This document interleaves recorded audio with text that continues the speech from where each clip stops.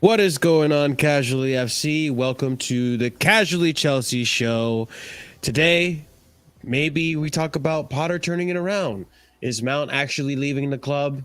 And Dujuan Richards, the new Chelsea signing.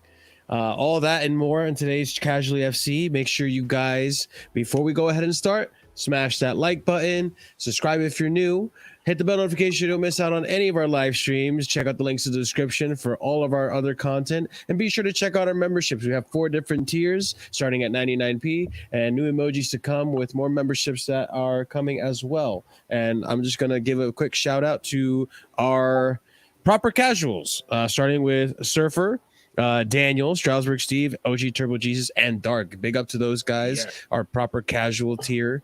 They get a shout out every stream, and you guys can get a shout out as well if you join in at the proper casual tier. But anywho, big up to everyone on the panel. What's going on to Ahmed, Surfer, Scott, Oliver, and myself included, Marshalldbdx. And let's just get right into it. First things first, let's just ease into the show, right? Let's start talking about this one. Roman is owed some money still. Didn't think we'd be talking about Roman Abramovich anytime soon, but here we are. So earlier this week, it was reported that the FA are ready to donate almost £1 million in gate receipts from Chelsea's FA Cup semi-final last season to Ukraine charities, in a move that will highlight the lack of progress in handing over the proceeds from Roman Abramovich's sale of the club to humanitarian causes. I guess the reason I brought this up is because it goes to show that this whole notion of sanctioning Chelsea last season, sanctioning the club and the people who worked at Stamford Bridge, all that, this just goes to show there was no real rush. There was no immediate help to help the cause and all the war and all that. All of it was just one big virtue signal.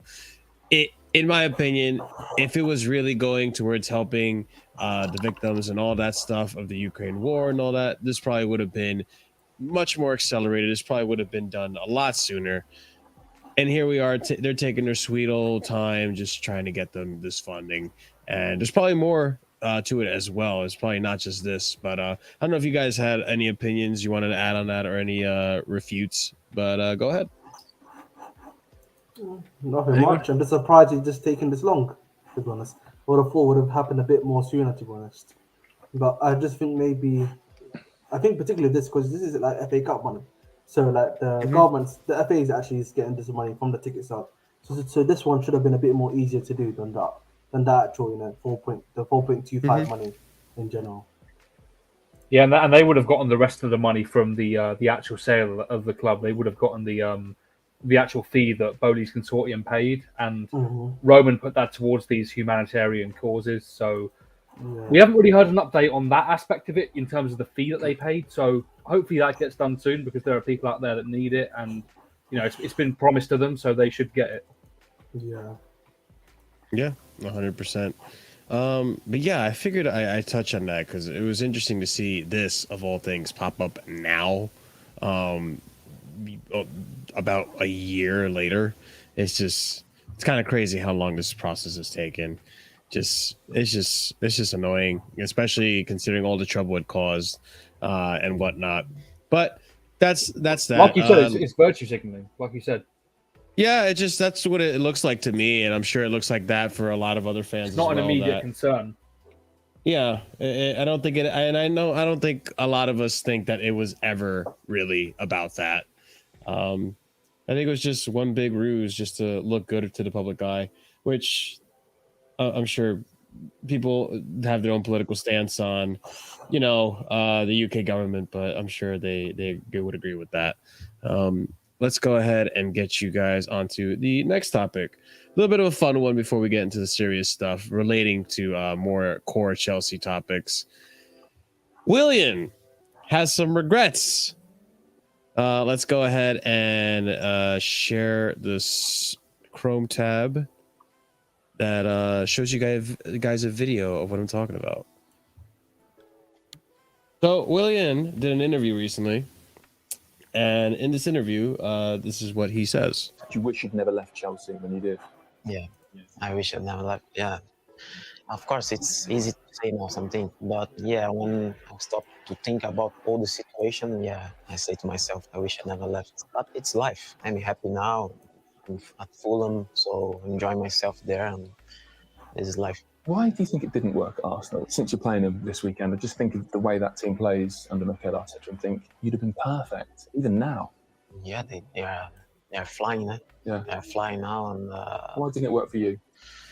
you know, I think because it was in the middle of the, it was changing a lot, and I was excited when I signed with them, and I was training hard, but it just doesn't work, and that's it. Do you wish you'd never left Chelsea when you did? All right. Well, Willian wishes he never left Chelsea.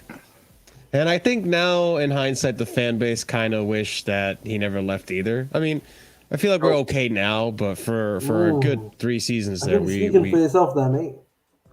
I mean, I Yeah, don't know. I- Look at the last 3 seasons. I think it's more a thing that we wanted better than Willian. It's not that we wanted Willian, we wanted better than Willian. It just so happens that Willian is better than what we got right now. That's all it is, I think. Or what we had at the very least. Yeah. I was gonna say we did want to keep him. It's just we didn't want to keep him for 3 years. If you Yeah, remember. we offered him a 2-year contract extension, which in the Roman era for a 32-year-old player was quite generous, and he turned that down. Yeah, he's acknowledging the mistake of going to Arsenal now, so that's for him to do, and it is what it is. He's doing well at Fulham now, so fair play. I mean, yeah, he is doing well at Fulham, and he's been having a good season there. I feel like he's almost not resurrected his career, but definitely put another spark into it. Almost gave it a little bit of another life, because I think he's getting to that point in his career where he's got to start dwindling it down and maybe considering MLS or going back to Brazilian football with any of the Brazilian teams. He tried that and got death threats. So Yeah, he went back to Brazil when he failed. Why did he get death threats? That's crazy. What the fuck? I don't know. He went to He did not do well in Brazil. town club as well. Like, it wasn't like he went to a random club. He went to his hometown club and got death threats. Bro, he didn't do well at Brazil. He didn't really do well at So you Brazil give him at death all. threats? Was it Corinthians, right? Yeah, Yes, yeah, it was. yeah. It wasn't Yeah. good, man. It wasn't Dude, good, those man. That's wild. Those guys have killed a. They killed the Colombian goalkeeper after the '94 World Cup because he didn't save a Yeah, penalty or something. Oh my! Listen, Do you know what I man. mean? These But guys that are was- great. that Football was serious was- there, man. Do you know what I mean? That was different. That was the mafia that did that, or like the cartel. That wasn't. All right, but they kidnap players' families over there. They're just mad. Listen, football there is serious, man. That's it, man. You know, football is serious. No, I mean, there, you know football what in South America in general is very serious. I get it, but Bro, I mean, this guy's a listen, good player. It's not like he's bad. Bro. I'm saying that's incorrect. It Not the is, goalkeeper. listen, it's not. Listen, if you go to Africa, for example, like same thing, bro. The referees are not safe in Africa. Honestly, you know that, let alone the players. So True, believe Africa me, as well. man. That's another culture. Yeah, that's another culture I'm where just like letting you know, football bro. is very Literally, serious. last week, the women's team in Africa, I think it was for a women's football team in I believe it was somewhere in North Africa. They literally fought the ref. They literally took him off the pitch. The ref had to run away. Listen, man. I seen that. I seen that. I think. Yeah. I think I seen that. That's a while ago, Wow. wasn't it? Wow. Yeah, it's a serious thing, man. I mean, so it is at the end of the day. But with Willian, like, I think in the last season he was with us, was it not 4 goals, 3 assists? Or if I'm not mistaken. His last season with us was his best season with us in terms of numbers. Was it? He I did- thought it was the Mourinho that was the best season. No, That was the one no, Mourinho got sacked. Oh, He took got that- 9 goals, which was his best ever goal tally. He In did the have a league. lot of penalties though. Right? Yeah, he took It was in the project restart period when Jorginho was on the bench, so Willian became the de facto penalty taker. Oh, we got a few in that time. okay. Oh yeah, because he was in the good season of Lampard before he went to shit. Yeah, I remember now. Yeah. No, that's when we first tried Kante as the lone DM. That's why Jorginho weren't taking the penalties because he went on the pitch. Yeah. I get it now. Yeah, but I mean, all in all, I'm happy that at least right now, Willian is playing for Fulham. He's playing well for them. As far as I'm concerned, he's playing well for them. Fulham are doing okay in the table. They're doing better than expected. I'll say that. I don't think any of us really expected Fulham to be even anywhere close to the top 8. I really thought they were just going to be another relegation fodder team, as you guys who watch the channel probably know from the predictions that we did earlier in the season, me, Surfer, and Chris. Open relegation.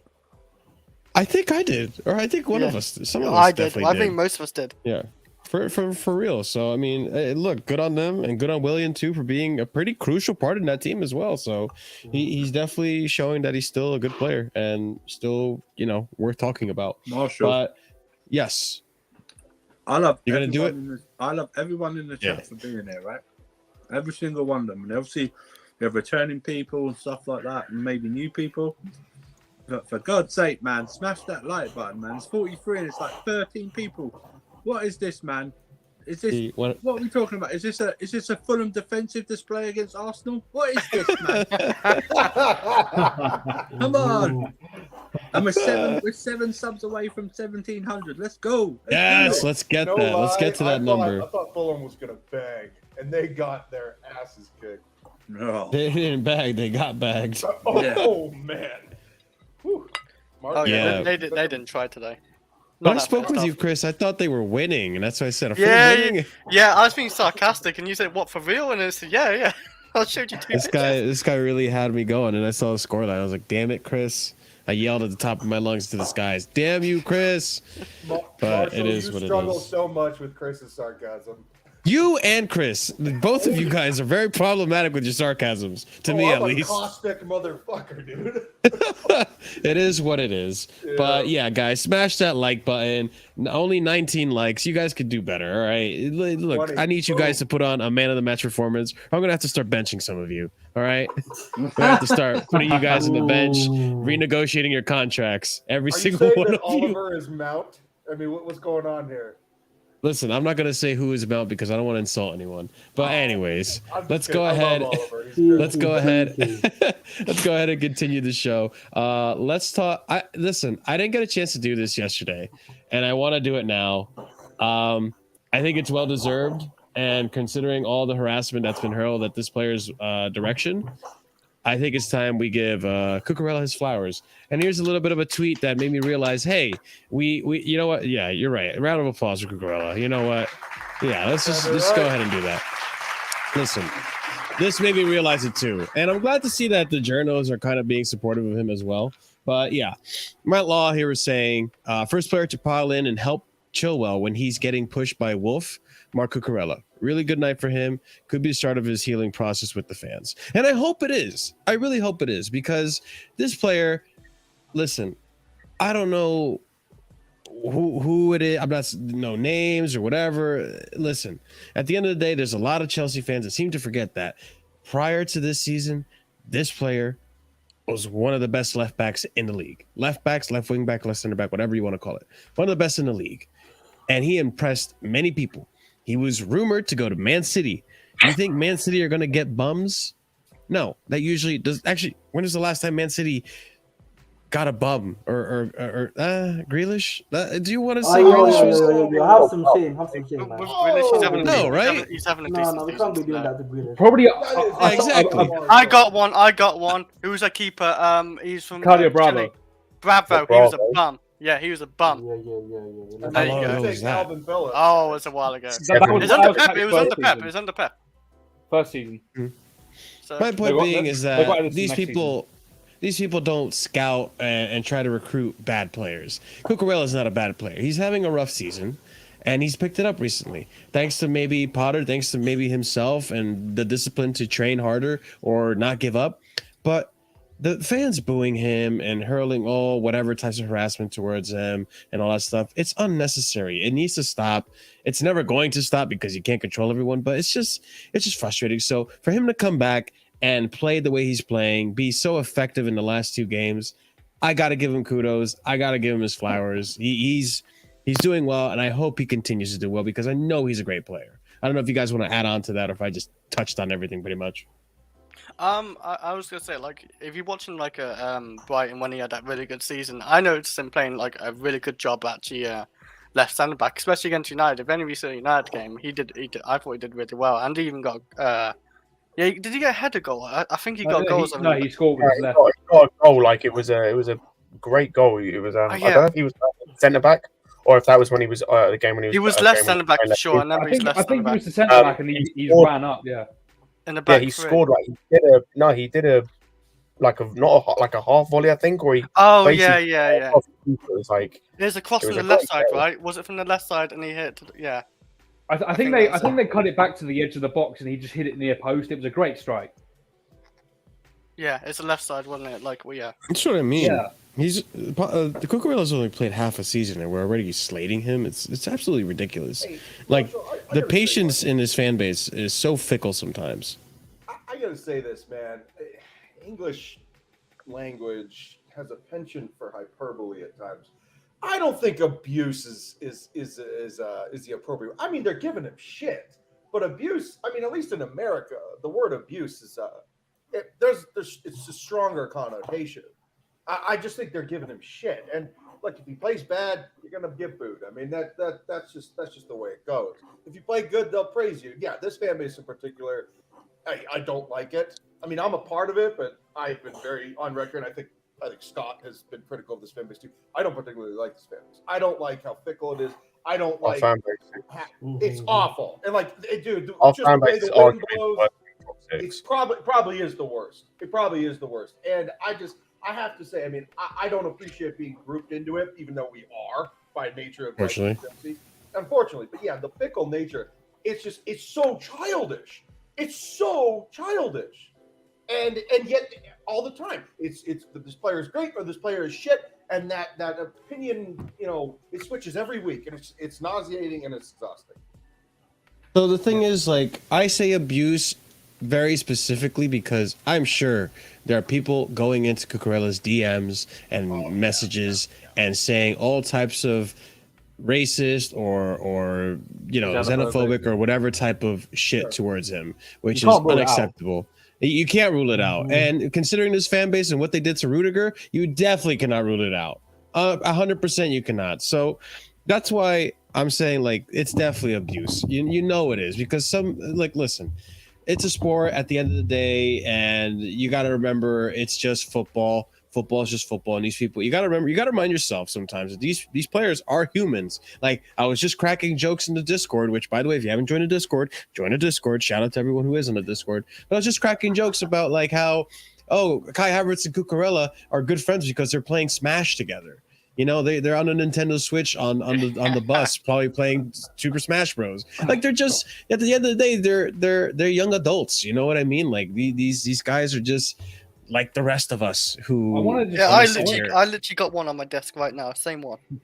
Yeah. So it's just like same one. Yeah, me too. And I want to quickly say on Cucurella possibly being abused as well. You got to remember that obviously Graham Potter's been getting death threats, and just like people associate Jorginho with Sarri, just like they associate Mount with Lampard. Some people will associate Cucurella with Potter because of the Brighton connection. So, like I said, you can't rule it out. It's retarded. That's fair. And look, okay, maybe I'm not trying to dismiss this, but there is a correlation between tough economic times and how a fan base treats their players. And I think that right now, with economic uncertainty, you got that bank in Silicon Valley just went kaput. I mean, people are they're more susceptible to rage, and so I get it. But okay, if the Cucurella thing is more serious than it is, then I apologize for downplaying it. But I don't think you're downplaying it. The Potter thing was disgusting to me, and I know exactly where that came from. There's a subsection of people, and I won't mention it. But yeah, I mean, I don't know. I just feel like they're not all the same. But the Potter thing was just gross. So. Sure. Yeah, 100%, and that's what I mean. Like, that's what I'm trying to get at. It's just not acceptable, and especially like if it's a player that's playing for a team that you support. Listen, you can be critical. We are critical on this platform all the time, but it's one thing to be critical, and it's one thing to just be unsupportive, and just the booing the players. It's 50-50 for me. in one hand, I can see where it comes from, and I can see being annoyed with the club and the performances and such. I get it, and letting them know like this is not good enough, this is not up to standard, all that.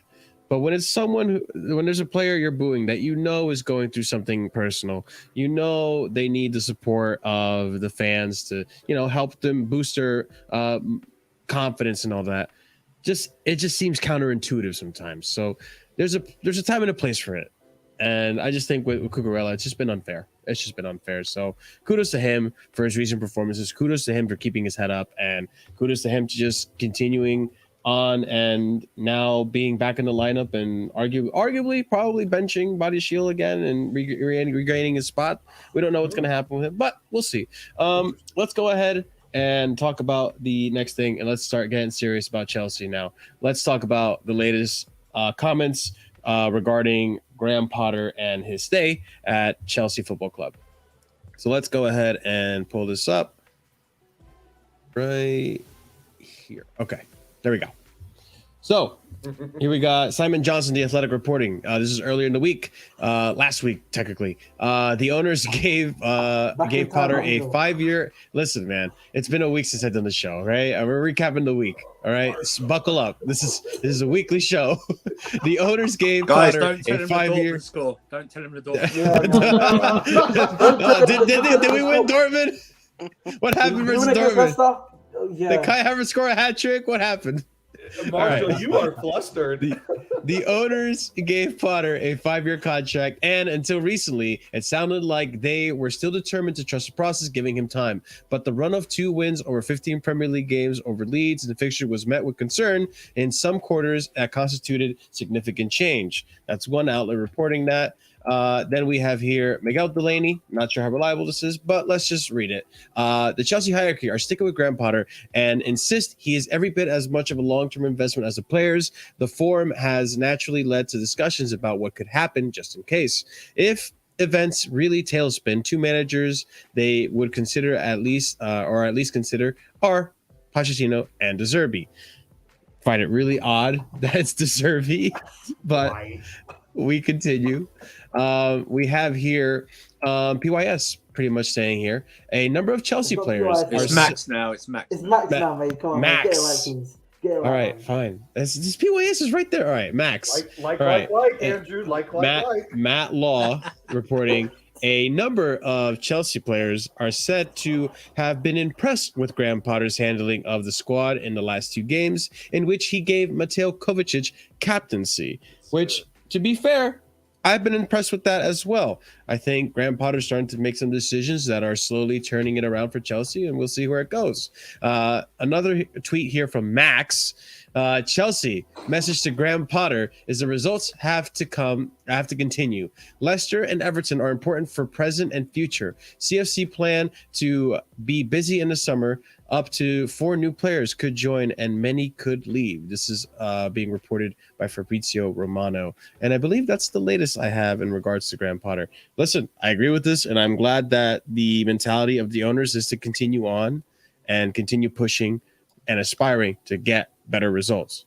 Don't lower the bar now that he just got past your shit test of the of Leeds and the Dortmund game.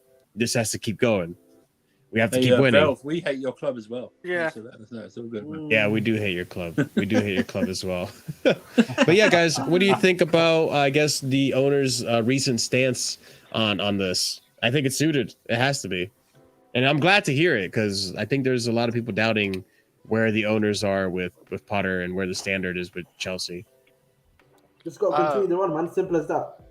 I've always said after the game against Borussia Dortmund that we need to go on a winning run after with Leicester and Everton, and he just needs to make sure that he continues winning. That's the main aim, really. Obviously, again with the UCL, is dependent on who we get as our next opponent, and that could really set us up for a good UCL run, I would say. But at the end of the day, on to the next one, is Everton. It's a must-win game. Simple as that. Hey Val, we're all shit, so join the club. We're all shit and one together. At least we beat Bournemouth in December. Yeah, man. Yeah, we put 2 past them, didn't we? We did, and they keep a clean sheet. Yeah, man, we kept a clean sheet. You know what I mean? This is shameless, man. Sniper, I prefer really not to speak. listen, I I was don't know gonna what's say gonna that happen yeah. later in the season. By the way, as well, Go ahead. You know, you also, talk about like in and out. So I feel like they're definitely gonna like try like sign Kovacic up because he's like if he doesn't sign this season, like he's like literally on his last year, right? Oh yeah, Mhm. Yeah, I think they're definitely gonna give him a contract, see if he likes it or not. The Like, question is, does he want it or not? The modus operandi of this club is going to be, if there's a year left and you don't want to re-sign, they will sell you no matter what. That we did Matt Justice and I did a podcast earlier today, and we were talking about this very thing. It's that this is a stone cold ultimatum. All right, if these players do not re-sign, and they do not re-sign in the manner and fashion of which Todd Bowley wants them to, you are gone. And it does not matter who you are. And that includes Mateo, who's my favorite player. Obviously, I want him to your favorite stay. player? Oh, yeah, he's by far my favorite player. Nice. Yeah, but I want him to stay. He is a sensational player. But, you know, I mean, it's up to him. If he's tired of all the merry-go-round and the drama that is Chelsea, I get it. But London is also, the second best city in the world? Well, why wouldn't you want to live there? So I hope he resigns. I hope he resigns.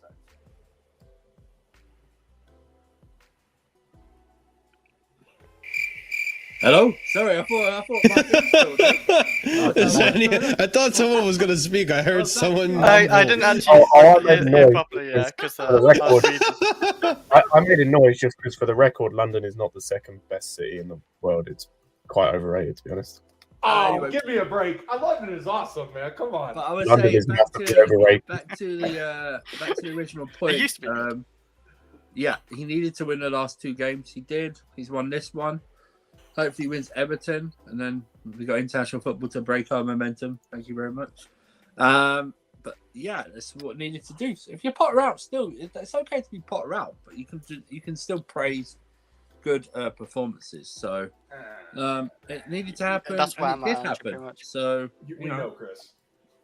No, but like, I don't trust him, Carly. To it. I just don't. Yeah, right. But if he keeps like, you know, getting more results over the time, and even if he stays next season, I think he might actually now, and gets more results and starts like competing and stuff. Then yeah, I would like, you know, I'll be on that train with it. But like, I just don't trust him, and I think, you know, like, I just don't want to like blindly trust the manager sometimes.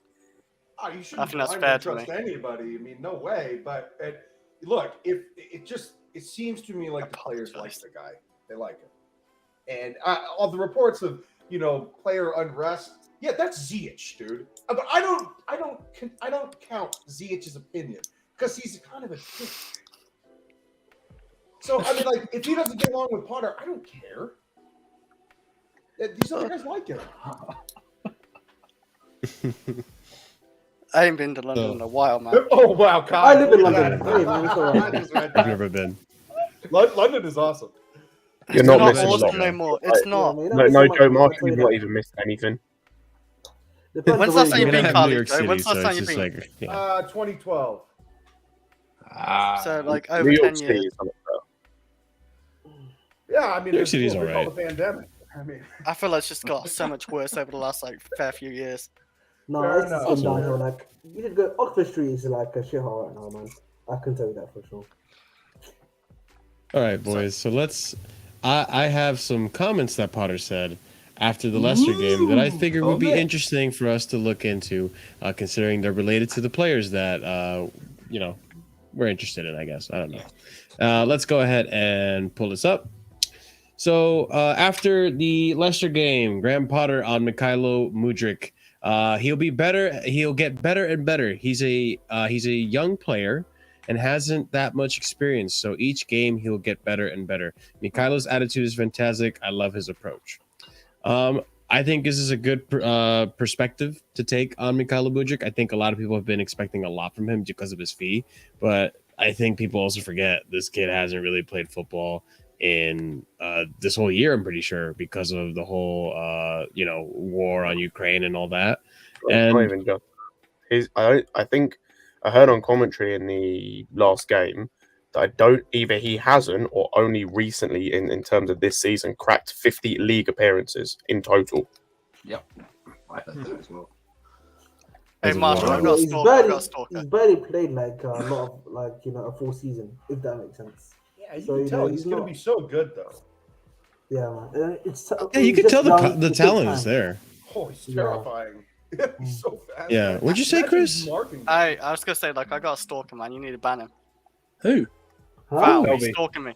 No, Bell's welcome, man. Bell's welcome. Oh, leave Velvishon alone, Leave man. Bell alone. Jesus. I was gonna say anyway, Mudryk, man. Like what I will give credit to Potter actually, like benching him like the last few games, like has actually probably done Mudryk like a really good job. Like obviously he's in bad form and everything, and then he just literally came in for Southampton, and yeah, like you saw he got assist in that game, so maybe he can knock on from there as well. So yeah, we got Everton next, so he probably start in that game.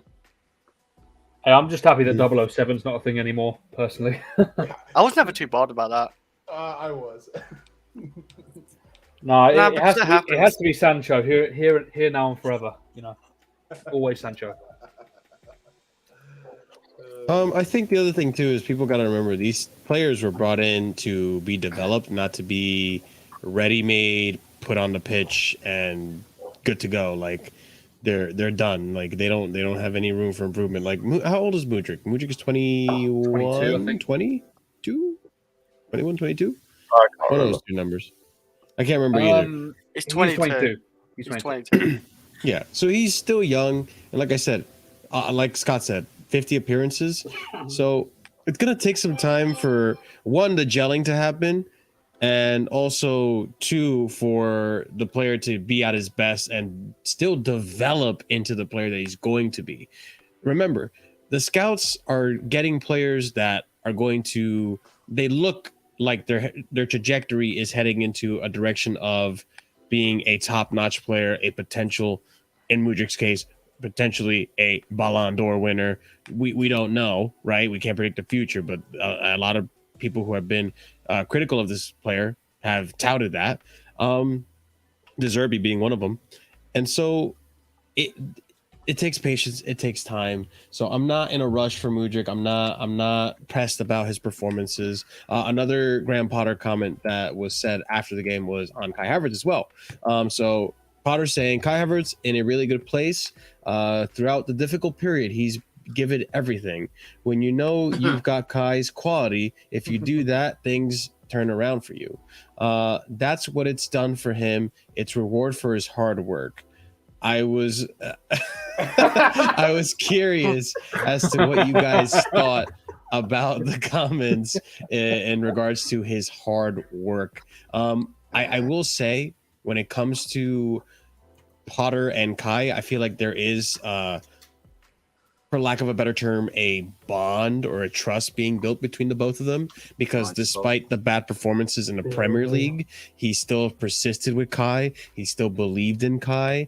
And maybe now, hopefully now, we're starting to see Kai be more consistent and turning it around as a player, because there's a manager that believes in him and just wants to persist with him.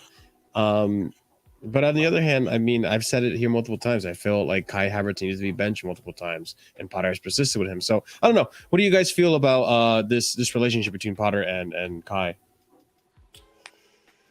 I He's mean, got to get goals. yeah.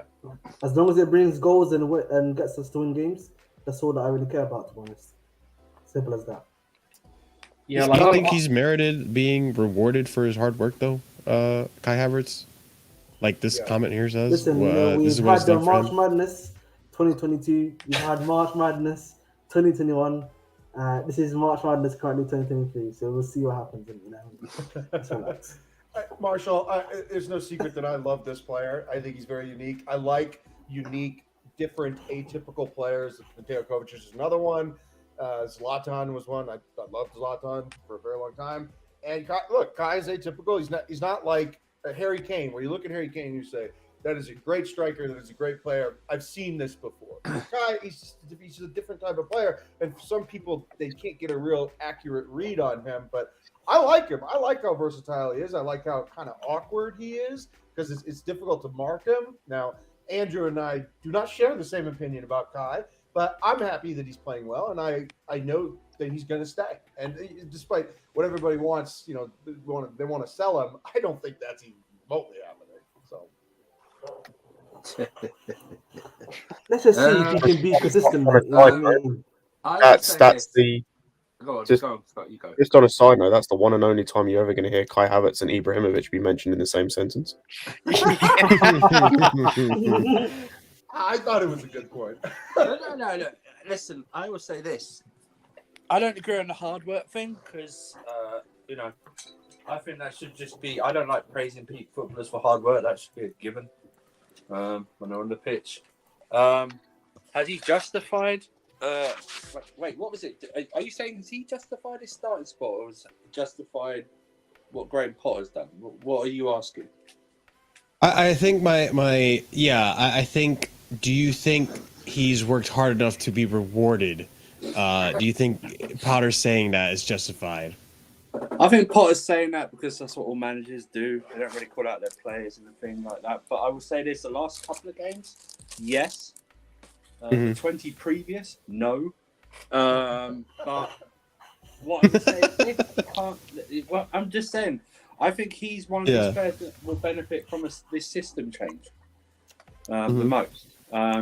Because the two up there with him are a lot closer to him instead of like a 4-2-3-1 where they're a bit wider. So I think that will benefit him. Now, hopefully, he's able to do that. Okay, so you've done it for a couple of games in a row. Let's not sit against Everton. Do you know what I mean? Let's go forward, and then the narrative changes with people. It's like, okay, you deserve all the praise because you're playing well. The thing is, I don't want this to be this is a trend now where he pops up the second half of the season. Do you know what I mean? Yeah. It's annoying. It's annoying now. Do you know Andrew, what I mean? he's late this time. He's late. He's the second half of the season at the moment. He's a third of the season player now. Yeah, man. It's getting worse, man. Next season, he's getting that full season, baby. That's what he's doing. That's what I mean. Next season, I need to see no matter what is happening, right? I need to see him do more when he's at the start of the season. Okay, so no matter what, if we're in like we usually are at Chelsea in some type of ridiculous situation, that he needs to even step up in those type of situations. That's what I need going forward if he is to stay. Okay, he's obviously benefiting because we don't have a lot of options, or we're refusing to choose other options in this area. Okay, so that means then you should really take that as a vote of confidence, but then start to actually repay that back, which you have done the last couple of games. But now it needs to go further because let's face it, you weren't repaying it back until a few games ago for Potter, and that's why everyone was on Potter's neck. Yeah, not just you, Kai, just the rest of the squad as well. Yeah, and Potter done it to himself as well. And let's not forget that. But let's see this going forward. Let's see what we can do. But you should praise them. No matter what you feel about the player, if they play well, you should still praise them. If you don't, then I think that's just more of a. I don't really want to listen to you. Don't want to be wrong. Yeah, exactly. Yeah, I can't see. I don't have objectivity or a reason to. It's just point scoring, isn't it? Yeah, it's boring, right? It's like if you can't see the wood from the trees, then I don't really want to hear from you. Do you know what I mean? Are you guys? The other question I guess I'll ask out of curiosity is: are you guys a fan of this approach Potter's taking with some of these players of maybe persisting with them and giving them time rather than immediately benching them as soon as there's not a result, like Tuchel kind of did? I don't even think it's that. I think it's quite the opposite in some of them, like Koulibaly and Cucurella, for example. He didn't rush Wesley Fofana back, which I like. And even Chilwell, he didn't really rush back. That's what he does with Kante. He doesn't rush him back. I like that end. He's switching in and out. He's for reports saying he doesn't like a big squad. I think he's managing the squad the last couple of games has been quite good. And now we understand why he brings Gallagher on, because he changes the system when he brings Gallagher on. Oh yeah. So either a 4 at the back or a 3-5-2, so you have the extra midfielder in there. Because at that point yesterday during the game, before Gallagher came on, I did think they were going for our midfield too much. So you can understand that. Whereas in the Leeds game, he brought Gallagher on, but he sort of played him as like an attacker or something like that, and it just didn't work. So it's understandable. I like what he's doing. Cucurella's off the field stuff.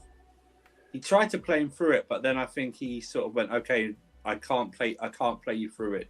Take a few games off or something like that. Koulibaly's had a difficult adjustment, but this system, I think Koulibaly will benefit from the system as well. So, and we're already seeing it. Badiashili's in and out of the team, but he's a youngster, right? In terms of that comes with part of the game. So, I do like it, and I'll let someone else speak now. So go ahead. Yeah, I know we've been dropping some of these players recently, and that's been great from Potter. He's done it, but I think now that we're starting to see the results, and we said it yesterday as well, we're starting to see some patterns of play and some relationships in the attack. I think we need to start persisting with this so that we can start, building upon those patterns and upon those relationships. We've got some hard games coming up. This run of games that's just happened was supposed to be the winnable run of games. Now we've basically got to face the rest of the big six, barring Spurs, and they're going to be some tough games. So we're going to need to go in there with the best, giving ourselves the best chance possible. Really. Totally agree. There was one more, like you said, he's been changing formation, to help us get better results. Yeah, sure. He wasn't doing this for a good while. Obviously, he wasn't doing any of that. But that Man United game, if you guys remember, we started as a back four. And then obviously Man United is dominating us, and then he changed to a back three because he knew it just weren't working out. I want to and then obviously we started to dominate, and we did get a goal, but we did concede at the end. There is good things I've seen from part of this season, definitely. Obviously Andrew said, benching players, easing players in. I think there is some good things Potter's done, but the main thing what was for me as well, Potter just couldn't get results for a very long time, and that was very concerning. But Chris, it's not all negative for me. Chris, I think we even saw that a little bit in the game yesterday, because Potter did go back to a back four for the end of the game just before Kovacic scored. We went to a back four. We put on Badiashile, and we had Chalobah at right back and Cucurella at left back, and he made that change for whatever reason, and it ended up paying off. So I'd like to hope that starts a trend. Yeah, I mean, I agree. You gotta give it to Potter. For his flexibility, when I coached, I most of the time we played a 4-2-3-1 or a 4-3-3, and I didn't allow myself or my team a lot of leniency, and the results suffered as a result of that. But with Potter, you got to give it to him where he'll read a game and he'll say, okay, this is working out, and my plan might be working out, or he can see that the way that I game plan this game, it's not working out, and I'm not going to be married to something just because I'm stubborn.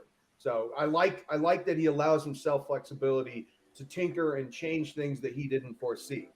And, there are a lot of managers that do not do that will just die on the hill of their, pre-game tactics.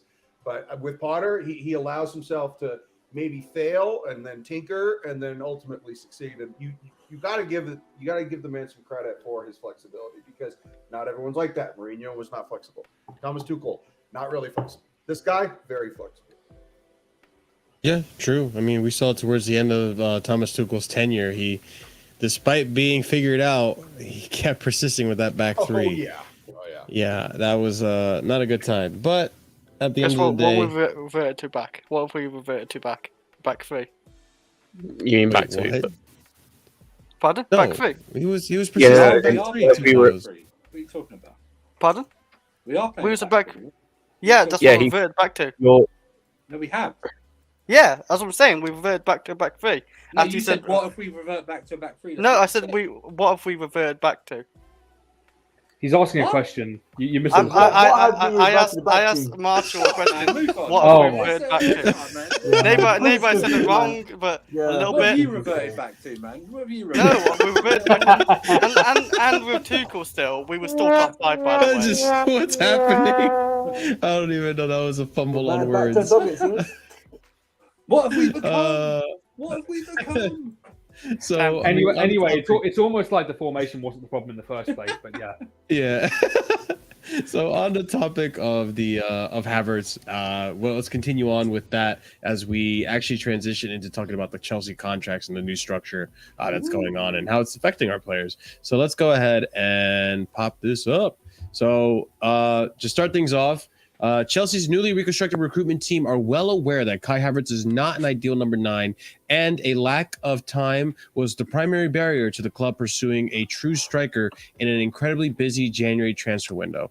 That is very understandable, and I'm happy to hear that at least the scouting department and recruitment team know that Havertz isn't been ideal. And I think we all agree that Havertz isn't an ideal number 9. I never really saw him as a 9. Yeah, he did it in Bundesliga, but that's Bundesliga. So he's not doing it in the Prem, and I think he's just better as a playmaker, as we see with the link-up play. More relating to this, Telegraph Sport understand that most of the Chelsea players signed permanently by the club in the past 2 transfer windows agreed to a variation in their contracts, thought to be worth over 25% in some cases, based on playing in the Champions League.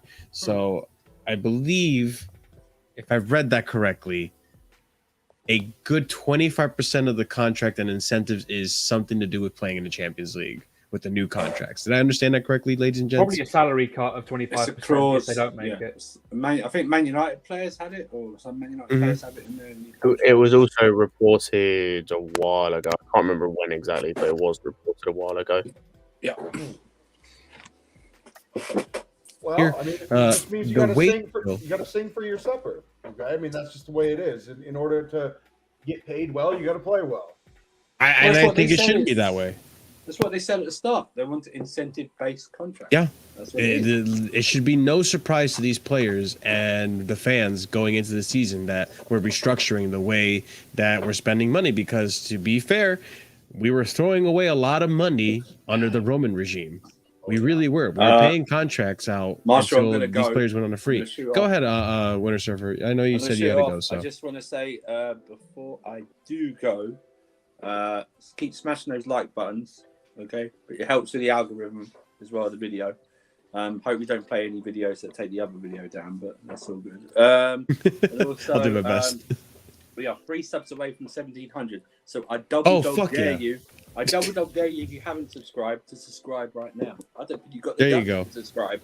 I don't think you got the guts to subscribe, man. That's what I don't think. Oh wow, are you baiting them? I'm baiting you, yeah.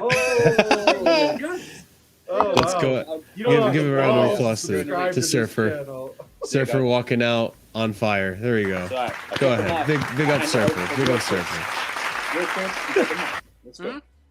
There you go. Paid attention. Typical. Unbelievable. No, there's soundboard going on. Like, come on. You got attention span of Mason Mount, man. What is this? Let's go. Jesus. Okay. All right. Appreciate you, Server. Talk to you later. Yeah, so Matt Law here reporting also, the wage bill will be cut further in the summer, with Chelsea planning a clear out to bring the size of the club squad down. New players have signed heavily incentivized contracts, and those who have extended their old deals have also agreed to Chelsea's new bonus scheme without as many guarantees. And I believe I have one more report here. Here we go. Yeah. And again, with the contracts will be coming the termination of some, or not termination of some, but either the continuation of some, or some not being re-signed or renovated and being sold. So here we go with more Matt Law news. Chelsea are planning to clear out in the summer window. There is doubts over the long-term futures of Mason Mount, Mateo Kovacic, Edouard Mendy, Hakim Ziyech, Trevoh Chalobah, Christian Pulisic, Kai Havertz, Loftus-Cheek, Conor Gallagher, and Dennis Zakaria. I've noticed Chilwell's not on this list anymore. That's good. It's been updated now. But there's a few names there that I'm still on the fence about getting rid of. In particular, Kovacic, Chalobah, and Zakaria. The rest are up for grabs, really. That's debatable. But yeah. What do you guys think about all this news about the contracts? I personally think it's good that we're going this direction. And regardless, we do need to reduce the size of the squad. We do need to get rid of some of these contracts that have been too much money for us. If they don't want to sign, then send them. Yeah. Say that again, Scott? I wholeheartedly agree. Like, if you don't want to be here, then go elsewhere. Well, as well, like, we have to sell players as well, because we have brought in a lot of players. Like, it's like kind of like expected. How big is our squad? We have 30 players, right? Over 30. And like It's a lot, man. we're planning to bring in a few more like this summer, so we definitely got to move some out. Like it's definitely like standard. Like even Kai Havertz is in there. I don't know how like accurate like this is because Loftus-Cheek could definitely go. Gallagher could definitely go. Pulisic is definitely going, I reckon. Ziyech, especially Ziyech is almost out to PSG, but that failed. But yeah, like we have to get rid of a lot of players, and then we'd like start scratch again because a lot of these old players that we've had has been kind of failing at Chelsea, so we need something new.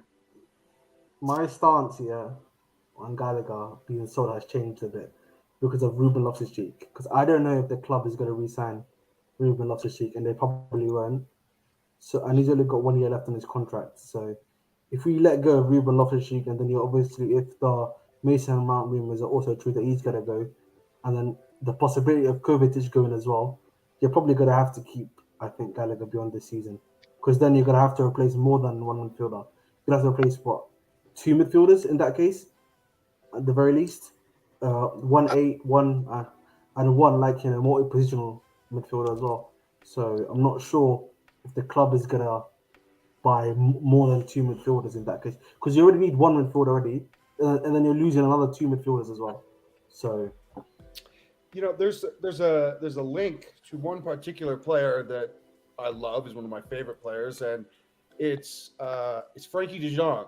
That rumor is back, and part of the reason is because La Liga has told Barcelona that they can't buy any players.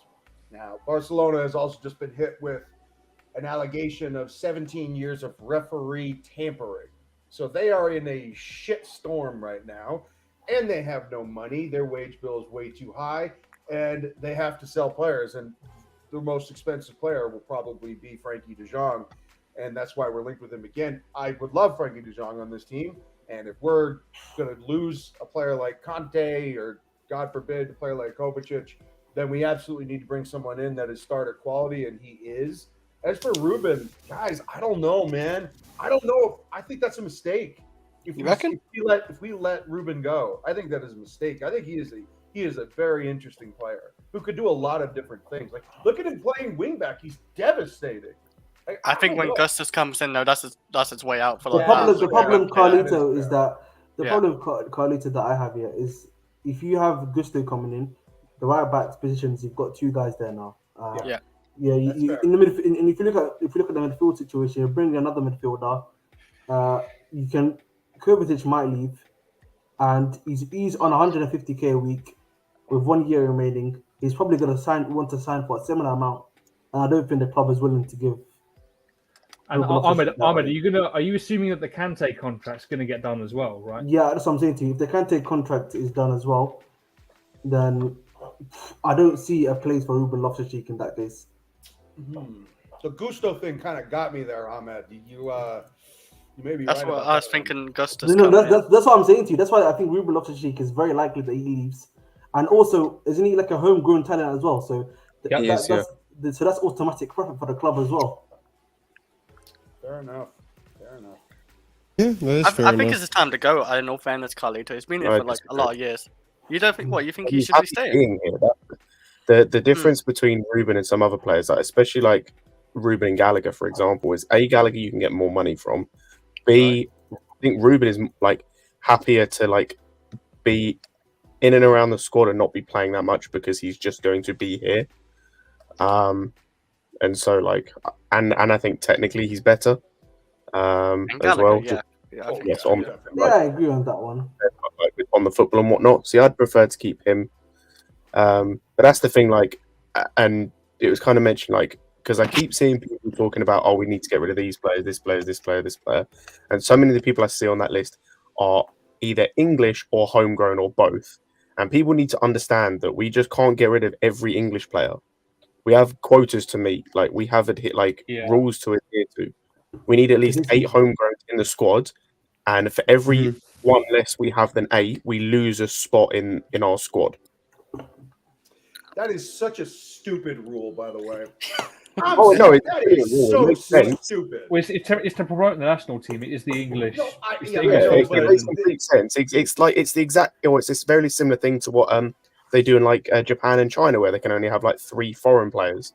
in the match day squad. But they had something come out recently as well, where like they basically made like that they made the signing of international players harder because like they want to try and give the English players more opportunity. It's just the fact that we're in England, it's the English league, you know. It kind of makes sense from their point of view, whether we like it or not. It's not really our choice. It's this like all leagues have this. Like for example, in Italy, for example, they have a thing where you can only sign 2 non-EU players per season. Like, is there something so un-American about it? I don't like it. It's just because the MLS, like they just sign like a lot of like players when they're older. A lot of players come from like when they're it's changing up. It's not like that anymore. It's not so much anymore. It's gotten a lot better. Oh, I hear it's got better. Oh, it definitely has. Yeah. I just can't bother to watch it. It's I mean, there's so much football. I can't even lie. It's fun to watch. I watch during playoff season. That's what it is, right? For MLS, it's playoff season. I think so. What now? No, it's the start of the season. No, I just started. I mean, just like when we get to that stage of the season for for the MLS, it's like actually a playoff. Like there's a championship final and a final. Yeah, yeah. I think it's something like that. Top 7 from the West and the East. They battle it out. Yeah, it's a very American league. Yeah, and it's fun. To be fair, it is entertaining to watch it. So that's usually when I tune in. Fans are awesome, man. Fans are crazy. Oh, the atmosphere is awesome. I've been meaning to go to an MLS game for a minute now. Dude, you go to a game, you sit in the fan section, you get absolutely housed, and you sing the song. It's awesome. It's an awesome time. Yes. No, I definitely have to do it. I haven't done it since Red Bull opened our arena, so I have to definitely do it. Cool. But all right, let's continue on to the Chelsea content and the Chelsea related stuff. All right, this is a big one for us today. Let's get through it. I have a lot to read, so bear with me, guys, as I go ahead and do this. We're gonna have so much fun, I promise. The View among a few, I'm reading this. I'm doing it. The View among Ahmed suddenly got to go. The View among a few players is that Graham Potter is taking an easy decision by picking certain teammates who kick off more, which perhaps explain how Hakim Ziyech was straight back into the side after trying to go for PSG. The quieter Mason Mount is seen as easier to leave out, and the English midfield's popularity in the group means his demotion has aggravated other figures. Well, that's coming from Miguel Delaney. We'll see. Let's read up more about this. So, on Mason Mount, the situation is complex. Talk of a Mason Mount demanding 300,000 pounds a week is not true. However, he has turned down some offers which are certainly in the region of what Reece James has been given, but it has been further complicated by things like image rights, bonus, and length of contract. While Mount has made it his priority to stay at Chelsea, he doesn't want to sign for 8 years. Talks are on hold until the end of the season. If no agreement is reached, he will be sold. This is coming from Simon Johnson Sport and The Athletic. Big part here, the image rights. I had a feeling that's something to do with it, but we'll discuss it at the end. Jacob Steinberg here reporting Mason Mount is emerging as a summer target for Manchester United, whose priority remains a move for Harry Kane. Mount is increasingly likely to leave Chelsea and is a cheaper target than Bellingham. Liverpool is also in for the CFC midfielder. We have here The Athletic again reporting Graham Potter on Mason Mount's contract situation. Ultimately, it is between the club and Mason, but I have spoken to him numerous times about his situation, football, and life generally. My feelings for Mason are clear. He is a fantastic person, firstly, but sometimes these things happen. They are just complicated, and it is best that that I speak little about it. Let them get on with it in deciding what is right for both parties. More here coming from Fabrizio Romano. Potter on Mount deal talks. Sometimes these things happen. It's best that I let both parties get on with it. It is important contract for Mason, so these things have to be right for him, his family, and it's important to make his decision on that basis. And I 100% agree with that. Let it be known, I do 100% agree that he has to do what's best for his career, his family, and all that. So I support him in that manner. Manchester United have added Mason Mount to who is interested who is of interest to Liverpool, to a list of attacking midfield targets. If Mount leaves Chelsea, he could be available for about £50 million. The latest contract offer from Chelsea was worth around $180,000 a week. This is being reported from Jacob Steinberg. That is a very respectable salary. I'm not going to lie to you. Matt Hughes reporting, Mason Mount has missed out on £10 million so far as a result of not signing a new contract. And the situation remains deadlocked with Manchester United, Liverpool, and Newcastle United monitoring closely. Chelsea's latest offer to Mason Mount was around £170 million, which was similar to what he was offered under Roman Abramovich's regime 2 years ago. Had Mount signed that deal, he would have been in a position to negotiate a renewal on increased terms this summer, which is a very good thing to point out. I forgot completely that he was offered another contract under the Roman regime not too long ago. And then the last tweet I have here before we discuss this is Mason Mount was left out of yesterday's squad. However, I am told that the player is described as fully fit. The possibility of Mason not signing a new contract could have played a factor in Graham Potter's decision to leave him out of the side that beat Leicester yesterday afternoon. Woo! That was a lot. All right. Pretty much. Marshall, stay on this one for a second, please. Over it. See if the C345 Sam, that's not a friend of Chelsea.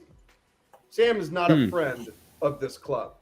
Sam put out lineups a day early about Chelsea. This is not a friend of the club.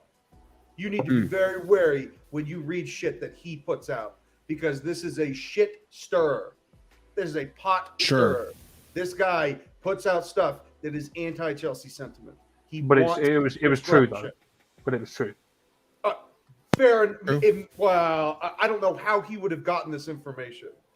I reckon he knows someone in the club, maybe. Like, because obviously, someone's leaking the lineup. Yeah. When that happened, someone was leaking the lineup. So yeah, we're not trying to say that he's got. We're not trying to say that he's got Chelsea's best interests at heart. True. It's probably very selfish, if anything. Yeah. But it's true. So we kind of got to go off that, you know. It's fair enough, but I just want everyone to be very wary about this particular person, because there's I think it's fair. Mudslinging going on here. Yeah, I think that's fair.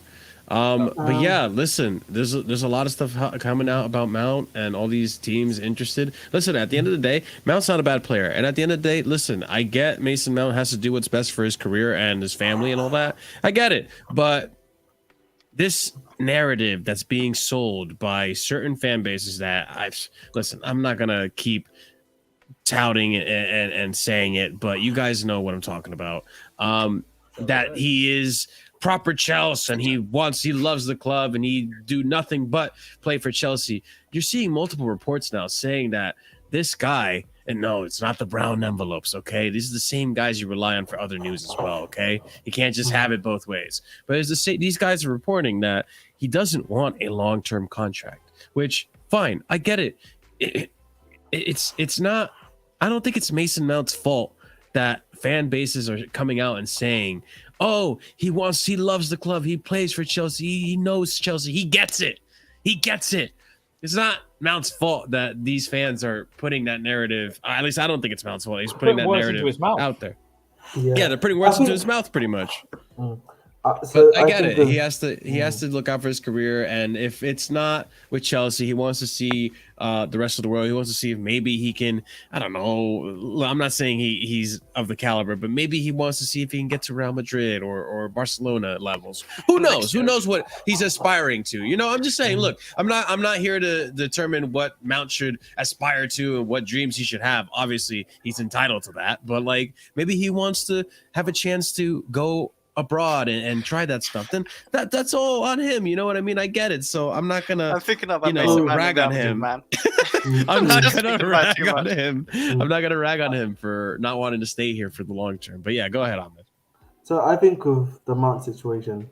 So I think there's like three things. So obviously you talk about contract length. Obviously, apparently he doesn't want to sign like a 6 to 7 year deal.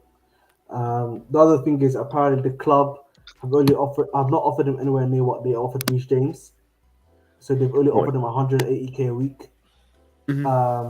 and the other thing is image rights, and that one, like that, I feel like that's in plain sight. Like if you've seen like some of the stuff is in Sports Direct, I think a bunch of other promotions. Like is he even on my Pepsi today? No, he's not on my Pepsi today. He's getting removed.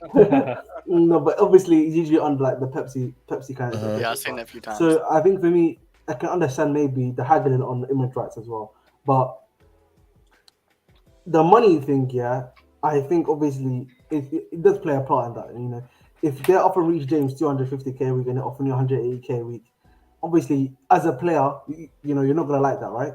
And yeah, I get it. But again, for me, maybe I agree with the club on this one, where I don't think he's worth the same amount of money as Reece James, if that makes sense. I wouldn't offer him 240k a week. I wouldn't offer Mason Mount 240k a week. I don't know if you guys would, but I think Mason Mount tops is 200k. Like, and that's like pushing it for me. I think like fair probably 150 because he isn't nowhere near to me as a talent as a Reece James. Reece James will like if you put Reece James in right attacking midfield or whatever where Mason Mount played, he's getting a lot more goals, a lot more assists as well. Like he would actually do a lot more Mason Mount, and he's already like pretty much close to Mason Mount's numbers anyway. Like half the time anyway, with like goals and assists anyway, because that's Reece James does that. He's better creating. And part of the thing, I think Chris, you made the point, yeah, which I want to actually continue on.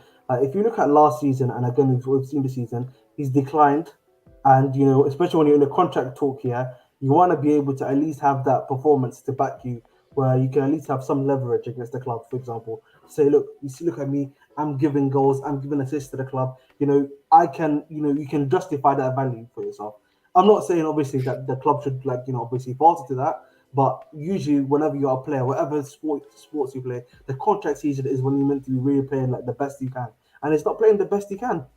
And at the end of the day, clearly they're at impasse from what it seems. They might have one more check, but I don't see Mount staying at the club. And I think obviously the news that C345 Sam said that he's fully fit and they're not even starting him. They're just giving him the AC treatment essentially, and we are under 2-goal essentially. So you know, it's over for the brother. And you know, we saw apparently the club is looking at Canada now, someone that plays a similar position to him. I think there was another gentleman from Brazil that they were looking at. He's 26-year-old, 27-year-old, and I think there was one more person, but his name escapes me as well. But so again, the club is already preparing for other options other than Mount in the future. So you know, we know where it's heading. He's very replaceable as well. Like Mason Mount needs to know, like he can be replaced. You can upgrade him. The reality is you can upgrade him. He's not a great attacker. He's like upgrade him. I think he's okay at moments, but that's about it. I think he does know, Chris. That's what I think this is. I think that he's shopping himself to other teams because he knows he's replaceable. You know, we're bringing in that Andre Santos kid who's unbelievable. We've already signed Christopher Nkunku, who is an attacking midfielder. And a forward. Yeah, he's a forward, but he can play that position. We're gonna keep João Felix, who's an attacking midfielder. You reckon? I don't reckon. I do. Absolutely. We'll see, man. We'll see on that one. I'm not sure. But no. But like, my point is that like there are other players not even here yet that will replace Mount, and I think that this is him maybe having a little bit of self-awareness, knowing that he's going to ask for something that Chelsea won't give him, and that gives him the out to leave because they will not. There's no way they're going to give him Reece James money. Like this is a problem I have with like the NFL, where the next quarterback is the one that gets paid the most, and I'm like, who says that? They're saying Lamar Jackson's going to get paid the most. Why? He's not the best player. And this is the same thing with Mount. It's like, oh, Reece James got 250. Why is it Mount? Because he's not. But the problem, good. but I think just quickly, just to the Lamar Jackson point. The problem with the Lamar Jackson point, is that the market in the NFL has sort of crashed, has sort of caused what is happening with Lamar Jackson. Yes, 100%. Like, that's the difference with Mount. With Mount, it's a bit different in the sense that the Premier League and that sort of stuff, you can at least have the owners have the ability to, stop that from occurring, if that makes sense. They can stop the player. Go ahead. What I'm saying is that the reason that Lamar Jackson wants that money is because there's an albatross contract with the Cleveland Browns that completely broke the market. What I'm saying is that I don't like the mentality of the next guy that gets paid gets money that he doesn't deserve. And this is why I think there's a correlation between this and the Mount thing, is because Mount is the next guy to have a contract, and he just thinks because he's the next guy that he's going to get Reece James money. And I would ask that this club has a little bit more discernment and says, no, you are not as valuable as this player. That is why you're not going to get this money. And maybe he's asking for too much. You know, the lady doth protest too much. He's asking for it because he knows he won't get it. And it'll allow him to be exonerated in his own mind and in front of the fan base. And it'll turn the club into the bad guy. And it'll be like, oh, well, they didn't want to pay me, so I guess I got to go, guys. And that's what I feel is happening, is that he wants to turn the onus, he wants to put it back on the club and make it their fault. I think we're giving him way too much credit. I don't think he's got self-awareness. Like, he's already shown in his career when it comes to being when it comes to football on the football pitch, he's got no self-awareness. When it comes to like off the pitch activities and the timing of those, his self-awareness is non-existent. Like, he has no self-awareness at all, and it shows because his fans also have no self-awareness, as we've seen today. Fair enough, but maybe I am attributing a little too much sinister behavior to him. But it wouldn't be a bad move to just put the burden of proof on the club and say, the club didn't want to pay me, therefore I have to go. They offered like 180K a week. That's like paying them. I'm saying that's a lot of money. That is a decent amount of money. And that's more than a lot of people make in 4 years. But here's the thing, boys. Here's the thing, boys. Like, we also don't know what the incentives are. Like, he could have more incentives than Reece James does because he's a midfielder. It's you could argue it's a more important role. Yeah, when you score, it's a more impactful a certain role. amount of goals or assists, you get bonus as well. Like you've seen Haaland. Yeah, we don't know what's in those incentives. I think not only is the length of the contract a big impact on whether or not Mason wants to re-sign, but I think also those incentives might be a little too intimidating for him. Well, Maybe he did say the bonuses. He did say that. Yeah, so it's also stuff like that that could play an impact. And listen, I like if a player comes, these players, the new players, right? Talking our João Felixes, our Maduekis, our Mudriks, Enzo, they've gotten these incentivized contracts now. They looked at it and they're like, okay, I'll sign. I like a player that isn't intimidated by that. Yeah. And I think that's the attitude that the club needs to have, and I think it's the attitude that it's right for the club. And if Mason doesn't fit that attitude, then you know what? We keep moving. At the end of the day, I say this all the time.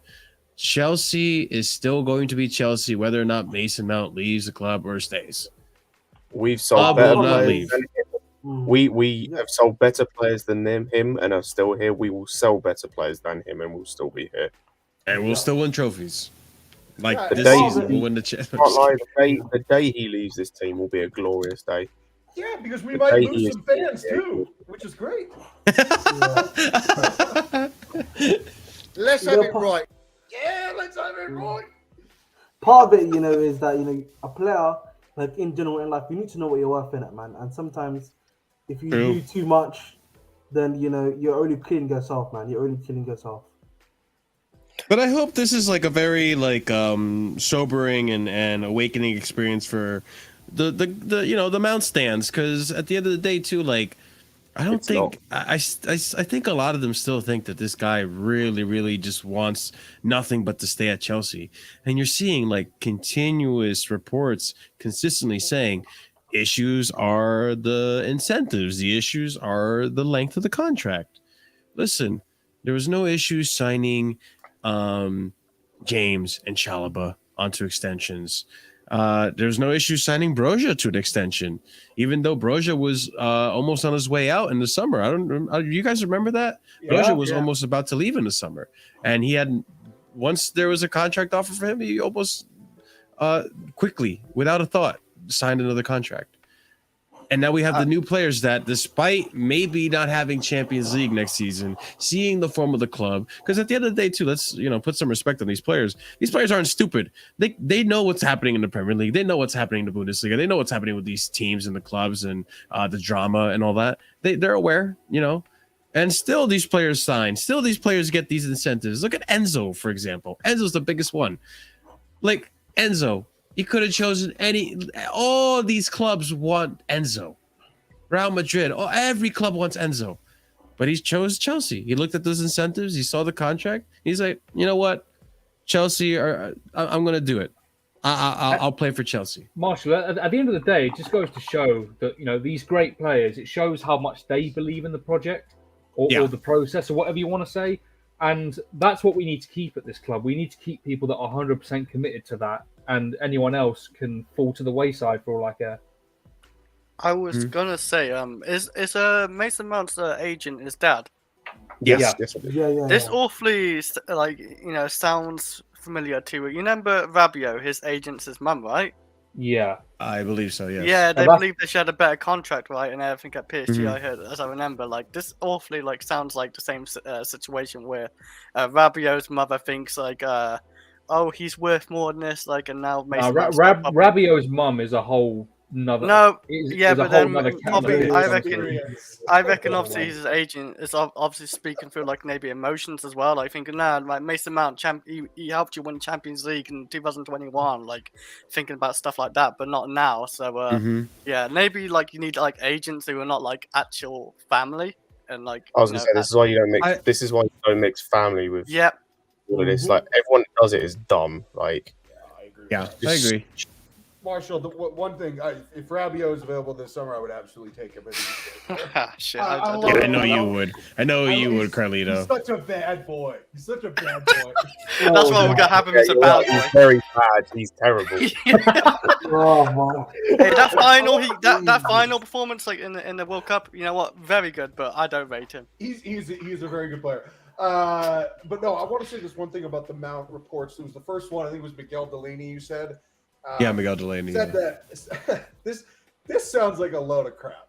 That Potter plays players that other players like, and because Mason Mount is standoffish, which I don't think he is at all, that he's easier to not select.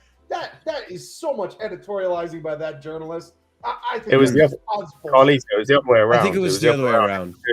It's players that are standoffish he plays, and those that are easy to get on with or are less likely to complain he leaves out, which is bollocks. Because they use the S as the example of being confronted. I was going to say, also, considering all the nonsense we heard about Mount under Tuchel and about that City game where he apparently gave angry eyes, it looks like angry eyes. Mount isn't accommodating and wants to and all this nonsense. It's just a load of bullshit. It's just a load of nonsense. Like bullshit. Yeah. I understood that differently, to be honest. I understood that as the players that seem to mesh better.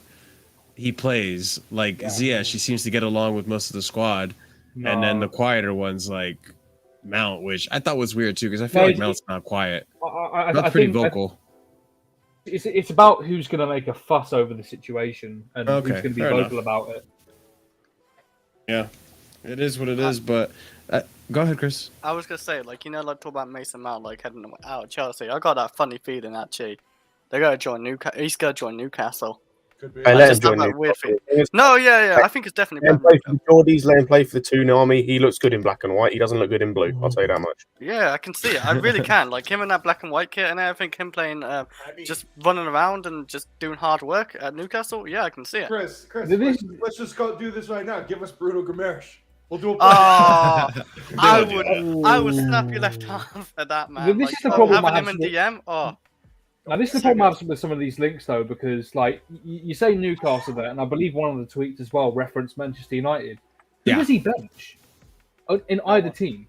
Oh, he's better. Never mind who does he bench. The thing with the United thing as well is they already have a better attacking midfielder in Bruno, who they're choosing to play as a right midfielder because of the things that he lacks, which Mount also lacks.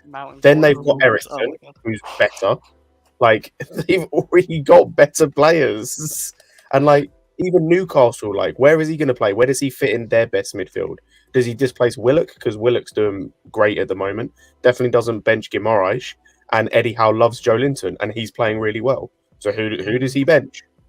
The only feasible place that he goes that actually makes sense is Liverpool because their midfield is arse at the moment. Yeah, I can see Liverpool, but I still have a funny feeling Newcastle will take him. They take Gordon for fuck's sake. They're taking Mason Mount. I forgot Gordon signed with them. Yeah, I forgot. I just thought he said Mount and Gordon on the wings, man. That'd be amazing for Newcastle. I can see it. Oh my god! Oh my god! Oh my lord! Are you trying to invoke Mount Gallagher and Broja front three against Newcastle again? You trying to invoke that? They're cooking something over there. Disgusting, man. Disgusting.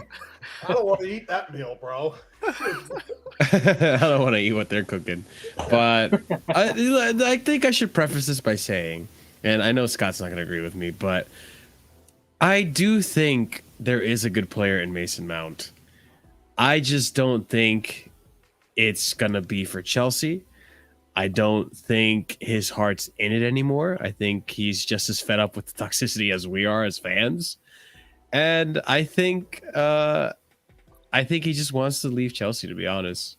I think if he wants to stay at Chelsea, he probably would have taken any kind of contract. I think he wants more money. I think he wants a more lucrative deal. I think he understands the kind of player he could be, and he could potentially rise to be. And maybe I'm putting too much pressure on him. I don't know. Maybe I'm too hopeful on him. We are being totally fair. It's his stands that put the pressure on him. That's right. You talk about like him wanting more wage. What does he think he's gonna get at Liverpool? What does he honestly think? He ain't getting more than 150. I'll tell you that. That is like 100%. He ain't getting more than 150. United could give him a good salary though. At Newcastle. United would give him a good salary. I don't believe in Newcastle too. I think Newcastle, you know, they're a well-run club, Newcastle, man. Don't get it twisted. I don't know what their wage structure is, so I'd prefer not to comment on that personally. I think as a small club, I doubt anyone's crazy about. The new owners have actually the players they've brought in, the value that the actual wages that they're on, they're actually on good wages. Like it's a good podcast on Athletic on Newcastle actually. So yeah, because the first big player they brought, the first big player they brought in was Trippier, but I don't know what he's on necessarily. That might be a benchmark. Trippier is only on 200. I'm pretty sure Trippier's on 200k a week. I think with this comment, I don't think the issue was. Sorry. Just on the Newcastle thing. If Mount was to get the 180k that we've offered him at Newcastle, he'd be their highest earner. Oh my god! Oh wow, saying, man, they're really Oh wow! They have a Trippier's on 100k a week. Yeah, they're not breaking their structure. Wow, they have four players on 100k or over. Yeah, I mean, Sven Botman's on 90k a week. Sven Botman's on 90k a week. I did say Marshall. They're not a big club yet.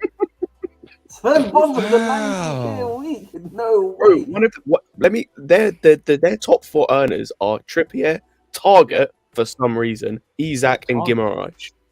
Yeah. Target's on 100k. What the hell is Target? How the fuck did he wing that? That is unbelievable, man. Shout out Target, man. You know what I mean? Get your money, that's man. crazy. I did not know that. Yo, guess how much Paper's on? 60k to 70k. He's on 60k a week, man. Yeah. 60k. Wow. Sheesh. He's on that Mendy money, right? Mendy is on that, yeah. You know what? That explains the later news that we're going to be talking about. I'll bring it back when we get to it. Alan St. Maximin, 38k a week. That's crazy. Wow. We need to get to Newcastle wages, man. That's how much Dan Burn is on. Dan Burn. 35. Marshall, to be honest, we actually are doing pretty decently with our wages because isn't Mudryk on like 97k, so that's not horrible. I think he's that's higher. not bad either. No, I think someone said as well. Wait. I think someone said as well with Enzo, even if he hits all the incentives, the most he can go up to is like 130, 140k. Is like the most he can go up to, even if he hits all the incentives. Yeah, that's not bad. Of the signings, our highest earner is Felix, but that's because we've taken on his Atletico contract. Yeah, his different. loan. Yeah. Raheem Sterling's on 350. Mudryk's base salary is 50. Yeah. That's Wait, what? Crazy. Yeah, Mudryk's on 98k. It does say here, yeah. Yeah, apparently the Gusto and Madueke ones. Listen to this one. This is the most criminal. This is the most criminal one, and this is a player that I absolutely do not like. Ahmed, you lagged there. Just repeat that. No, I was saying Malo Gusto and Nani Madueke. They don't. It's unconfirmed what their salaries are on the thing that I'm reading. But as I was saying, like Broha's on 40k, Buddy Shaw's on 45k. What? That is no, Wow. that's not real. Well, the thing with Badiashile, like it says he's on 93k a year. I don't know, Hey, honestly. yo, listen, it's man. hard to find out. Listen, Chalobah and Gallagher on 50k a week. That's surprising, man. Hey, at least they're not. Yeah, they're homegrown though, so it kind of makes sense. Listen to this, Marshall. Cesar Azpilicueta, 180k a week. Golly, Yeah, I mean, that's a howler, to be man. that you know what though, Wait, but that that's actually that's not really a howler though. That does make sense That's because of different. seniority. He's been here for so but long. You would we- reckon Yeah, over the that course we of gave time he him- starts earning more and more. We gave him a raise this summer for that, and he's Gave him been a raise. absolute arse on the pitch. You know? He's had a Listen, you little can't raise. predict It wasn't what's gonna like a happen on the huge ass pitch. raise though. Yeah, It's normal to but get a he's- raise. Oliver, I would say he's kind of earned those wages being here for so long. He has. That is a No, horrible no, thing. no. You got to disrespect Aspie what he's done for us over the years. Wait, is no, not okay, the hold on. Let me good- rephrase that. He's earned those wages based on how we used to have the wage structure, not the current wage structure. Marshall with a howler. I was Chris, here. Chris, What do you mean?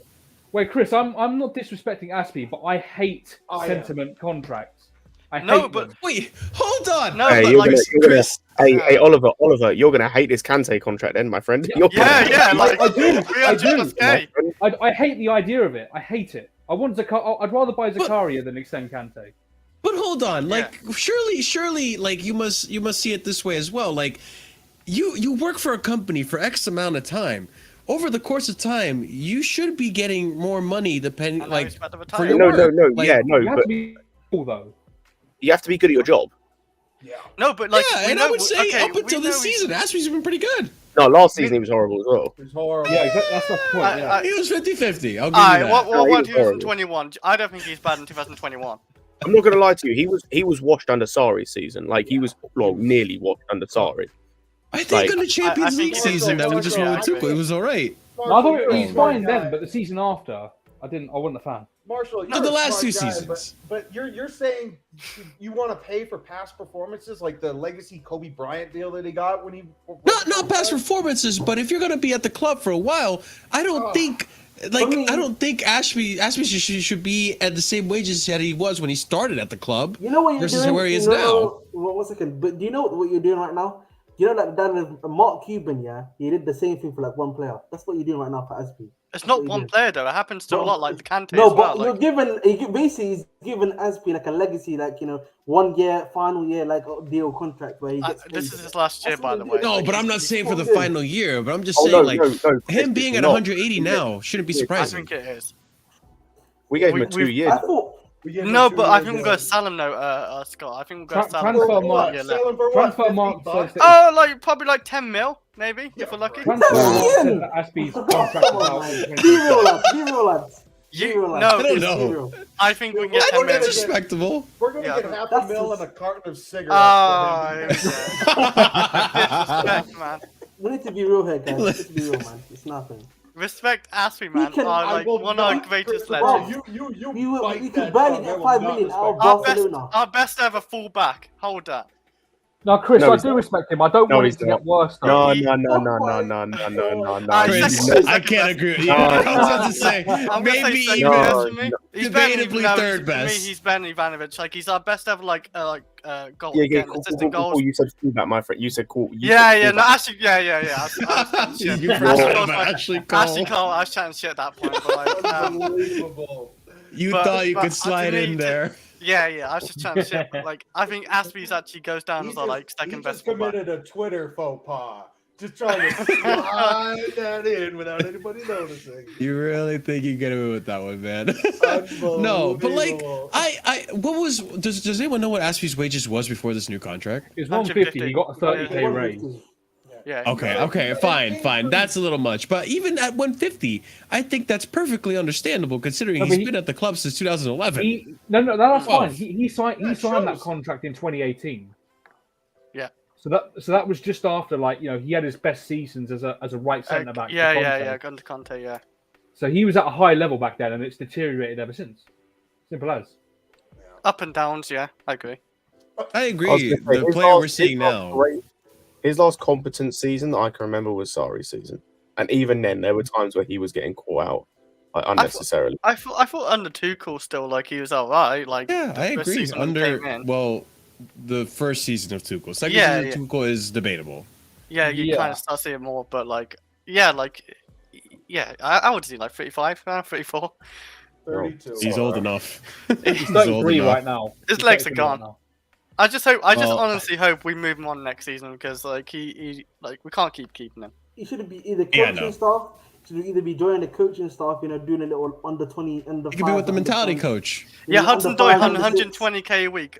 Listen, he's gone. He's gone, man. That brother. I am so glad you guys brought up Callum Hudson-Odoi, bro. Let's talk about him. Let's talk about Callum Hudson-Odoi. Next topic. Problematic returns. Yes, we have to because Callum is coming back. Anyways, let's talk about it. It has been confirmed Callum Hudson-Odoi is going back to England in the summer. This is a brutal tweet. There is no more hype left, and his performances are sobering and harmless. Bayern Munich should not shed any tear over the failed deal a few years ago. This is brutal. This is from Sky Sports, by the way. This is a dagger to the heart. Yo, this really is. This is really brutal. Germany. I think so. Let me just continue real quick. Let me just continue real quick. Let me finish this tweet. Hudson-Odoi has not yet turned out to be the hoped-for reinforcement at Bayern Leverkusen. He has only 1 goal, 1 assist in 20 competitive games since joining the team last summer. Just a little bit more right here. It has been confirmed. Oh, wait, no, hold on. The work self don't have a purchase option, but not only because of the sobering performance, but also from a financial point of view, a permanent commitment would have been difficult to imagine. The offensive player is set to receive a salary of 10 to 12 million euros at Chelsea. Bayern is set to pay half of the amount during the loan deal. Guys, I don't think anyone wants this player. He's coming back to Chelsea. No, can I speak on this, please? Go for it. I need to speak on Callum Hudson-Odoi. I was in my mates' group chats, everyone's group chat. I was telling them, guys, if Callum Hudson-Odoi cannot make it in the Bundesliga, he is not shit anymore, man. Respectfully, I'm saying that respectfully. Yeah, like if he cannot make it, and he's only got 1 assist in the Bundesliga. He's not even scored a goal. Yeah, his goal was in the Champions League. Yeah, his goal was in Champions League. And listen, let's not listen. I watch the Bundesliga quite regularly. I like the Bundesliga. I like the level of attack that it produces, right, and everything. But at the end of the day, they play very much attacking football there. It's high lines. They're looking to create those chances and everything. And Callum cannot do that anymore. I'm gonna be real. If he can't hack it in there, he can't hack it anywhere else. And the reality is, he's not what he used to be. That Achilles injury, the Achilles injury that he got after that, it was over for this brother. He couldn't recover to somewhat of his previous level, much like how Ruben Loftus-Cheek did. And it's a shame. At the end of the day, Callum Hudson-Odoi has been great in Ernie, but it's time to go to the Championship, buddy. And the even more defining thing is that they've tried him. Wow. The even more defining thing. No mid-table top is gonna take him, Marshall. Come on, bro. If he can't hack it in Bayern Leverkusen in the Bundesliga, no mid-table top club is taking him. Either he's going to a newly promoted club or he's going to the Championship. I think would take. I'm starting to think Ahmed wrote this article, by the way. I'm just keeping it very real, man. Ahmed, let me throw one at you. Crystal Palace. No, I don't think so, man. Even Crystal Palace. No, bro, they got like Eze and all them guys. Like, I don't know. I think Carlito, I'm pretty sure they will probably have someone lined up from the French league because there's a lot of top young French wingers that can probably replace Zaha that I can tell you right now from Rennes. There's some guys waiting in the wings there that you can bring in to replace Zaha that would be improvements on him than Callum Hudson-Odoi. I'm just letting you know that right now. Fair enough.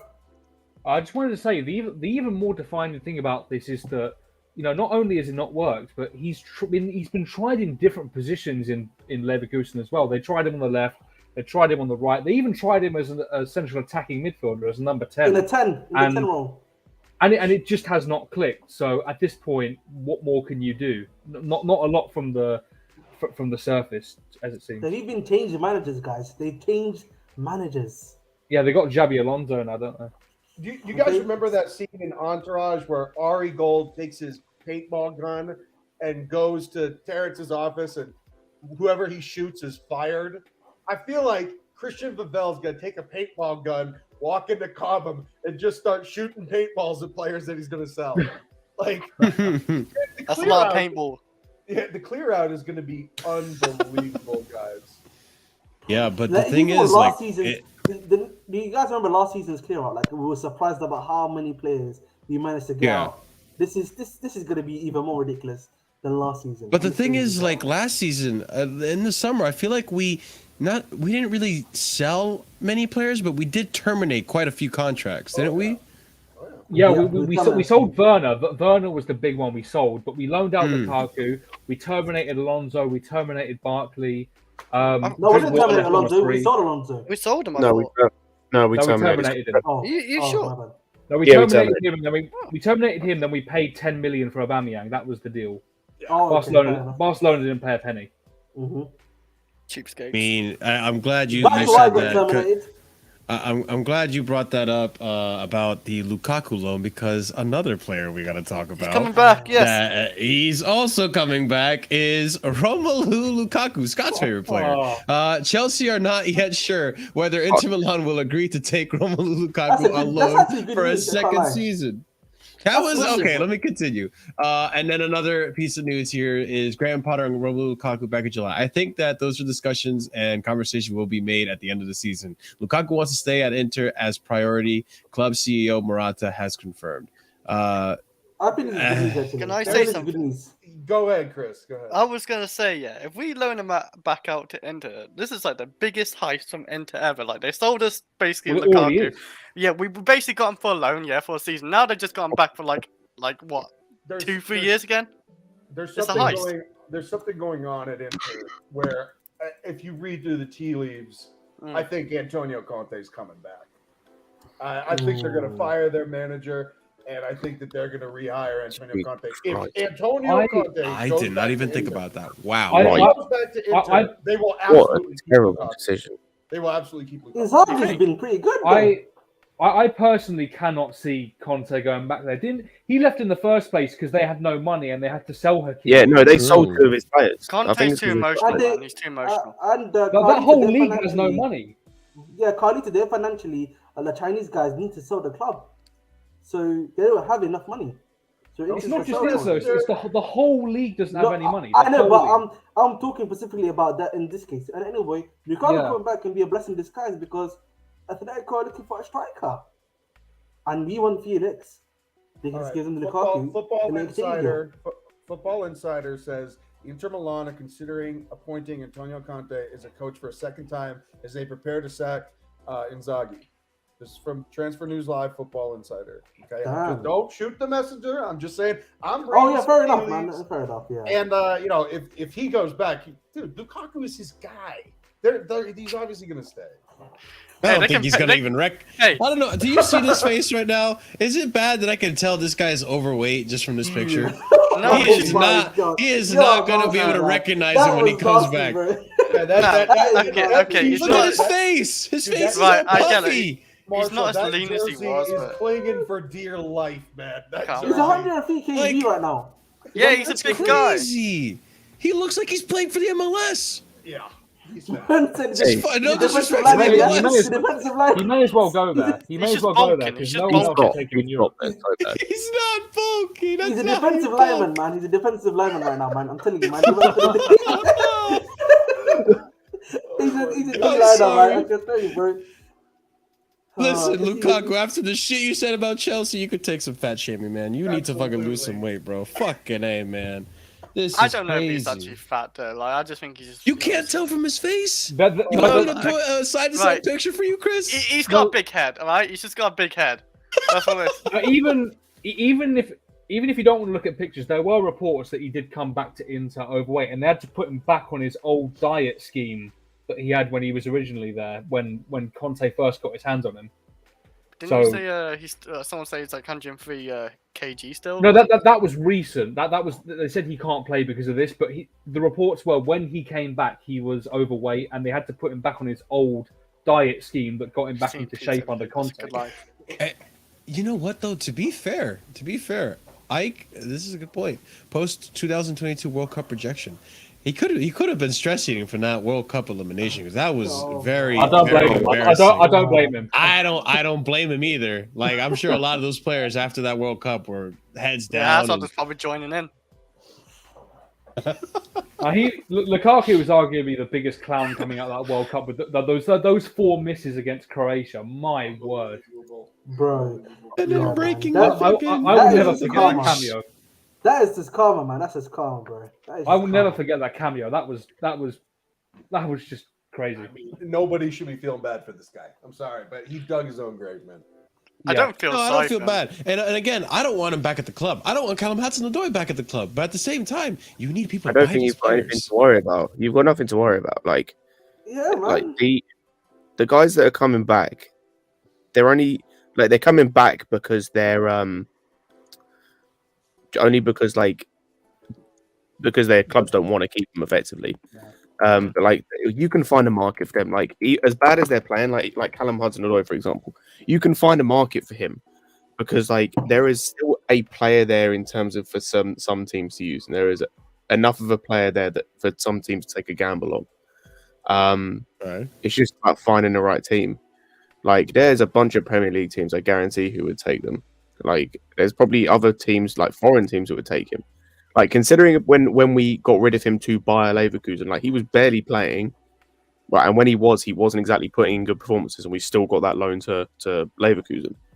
So Scott, the summer previously, Dortmund wanted to take him on loan, if you remember. Yeah, like we'll be fine. Like we're in no danger with any of these guys of being forced to keep these guys. Like this ownership have shown that they will use whatever means necessary that they have to get rid of players, whether that is terminating contracts, taking a pay cut, structuring the deal slightly differently. Like they will find a way to get rid of these players.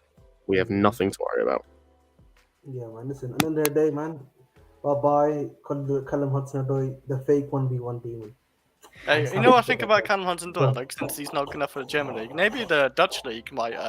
Oh my god! I don't know. Maybe the Dutch league might do something for him because he's search for the right league. Genuinely, the Dutch league and the German league, there is, I would say, maybe on a technical level, like the technical game, maybe in the Dutch league might be a bit better. But really, other than that, it's not much of a difference, man. I'm telling you that for sure. It's bad when Timo's came into the German league again. Like after his poor performance under Chelsea, he's like still doing a lot better than Callum Hudson-Odoi. So Jimmy, you're a dickhead, bro. You're an hey man, listen, dickhead, man. I'm weight training. You know what I mean? Listen, don't be Listen, bro. You're an actual dickhead, bro. Hey, not me. I said he wasn't fat. I think he's bulking. No, man. He's a professional footballer. We're not, okay? Hey, man. Yeah, you imagine. Jimmy, all I'm saying is that, Lukaku, he looks like he's got the strength to be a defensive lineman. That's what I'm saying, bro. It's a compliment. It's a compliment. It's all I'm saying. That's all I'm saying. Fuck that guy. Who, Lukaku? Hey, yeah. With Lukaku, I just know he can bring goals, but like then again, he can bring a lot of toxic into the dressing room. So no, we don't need that about that. I'll tell you what, you can bring McDonald's to the fucking training ground. Oh my god. Yo, listen, man. Lukaku really dug his own grave, didn't even respect it. Hazard jokes in, yeah? The McDonald's breakfast and that stuff. Oh my god. Yeah, he can bring the McDonald's breakfast to the training ground. What a nightmare. Oh my days. We'll see what happens. Fingers crossed Scott's right and we don't have to worry about anything. Before you finish Lukaku, Atletico won him as well. So there's already an option. Yeah, I think there's. Want to bring in Felix? Yeah, so we should be fine with Lukaku. Yeah, I think there are some outlets. Lukaku. I think they would. I think Atletico would suit Lukaku. I think Simeone likes that kind of. I think he's leaving, isn't he? No, he's not leaving. He's not leaving.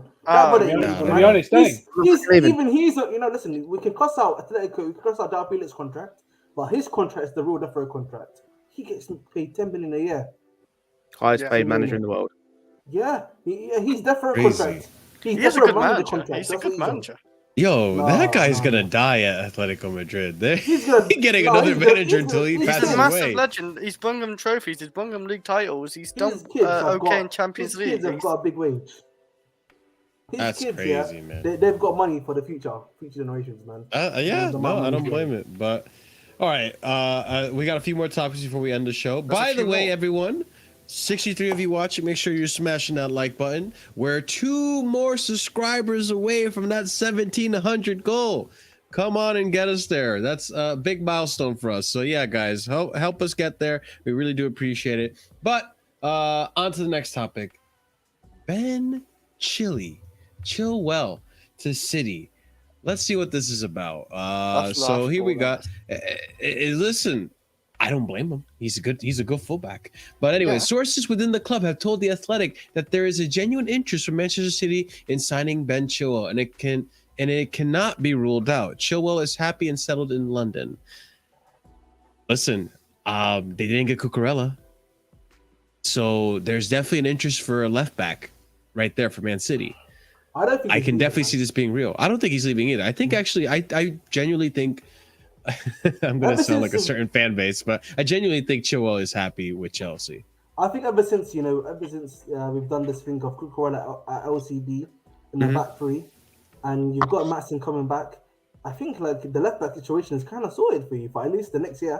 If you decide to keep playing the back three, you keep Cucurella as your left centre back, maybe as a backup left back. You got Matson coming back as well. You can probably test him out to see if he's good enough to play this season, next season, as a left wing back at the very least, to be Chilwell's deputy. Simple as, really. I think I was gonna say that I don't think he's going to see, but I think Pep would actually really like him because he's the type of guy who's solid at defense and he likes to like basically bomb forward and help attack as well. So I think he definitely suits like a Pep style because like all that. The problem with the Pep system is if he does bomb forward and everything, the defenders that they have are Ruben Diaz. He's a bit shaky. I can't lie. They're losing Ruben Diaz. Yeah, he's. What do you mean? Nah, he's solid. Not really. I feel like he's a bit shaky at times. I would say like what's his name? The ex-Chelsea defenders. Nathan Ake. This season's been the best. Yeah, he's been the best this season. Ake's a beast. Do you guys remember the amount of slander that player got over the summer? Yeah. It's uncomfortable conversations, man. Uncomfortable conversations. I actually wanted him. I did not mind him at all. Yeah. I knew he was always a decent player. The thing for me is that Ake and Stones are top guys. Like, I think if you have a back two, you obviously got Kanji, good backup. I think Ruben Diaz has been a bit shaky. Laporte is leaving as well. Yeah, but he's leaving in the summer as well. So uncomfortable conversations, isn't it, man? I don't know who they're gonna bring in. And then you've also got the FFP situation. I honestly think that it could work. I mean, first of all, I don't. This is not going to happen. I don't think City will get their hands on this player. But at the end of the day, if he were to go there, I could see it working and them not exposing the defense. Because if they play like a Gundogan in the midfield, who's not going to bomb forward and play as a number 10, I think they keep the solidity in the team. They can let Chilwell get forward, and whoever plays on the left, they tuck inside. So I think it can work. It's just a matter of how you set it up. Yeah, Scott had to leave, so big up to Scott. Thanks for being on the panel, man. Yeah, but yeah, I also think Chelsea will actually fight to keep this player. I don't think I find it really, especially with recent form, I find it really weird that he was even rumored to be on the potential sellers list earlier in the week when we did the Chelsea show. He wasn't. Remember the last Casually Chelsea show, we read a tweet where he was in that list of potential players that might leave. Oh, okay.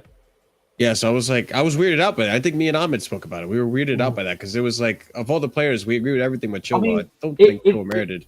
It kind of makes sense because on that list that you showed today, Havertz was on there, and he has exactly the same contract situation as Chilwell. They both have 2 years left at the end of the season. I think with Chilwell, and I've said, I think me and Chris talked about this earlier. With Chilwell, because of the injuries, I don't think he's very much done everything. He hasn't fully justified the contract and the wages. But if he keeps on in the good form that he's in and the performances he's putting in, then he justifies it. But his absences have unfortunately outweighed that, I think.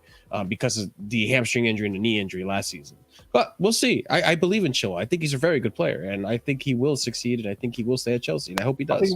I think what I'd say give him the full next season, and if we're happy with him, then extend him. If not, then sell him because he'll have 1 year left on his contract anyway. Yeah, but the thing is, the club stood by him through both of his injuries.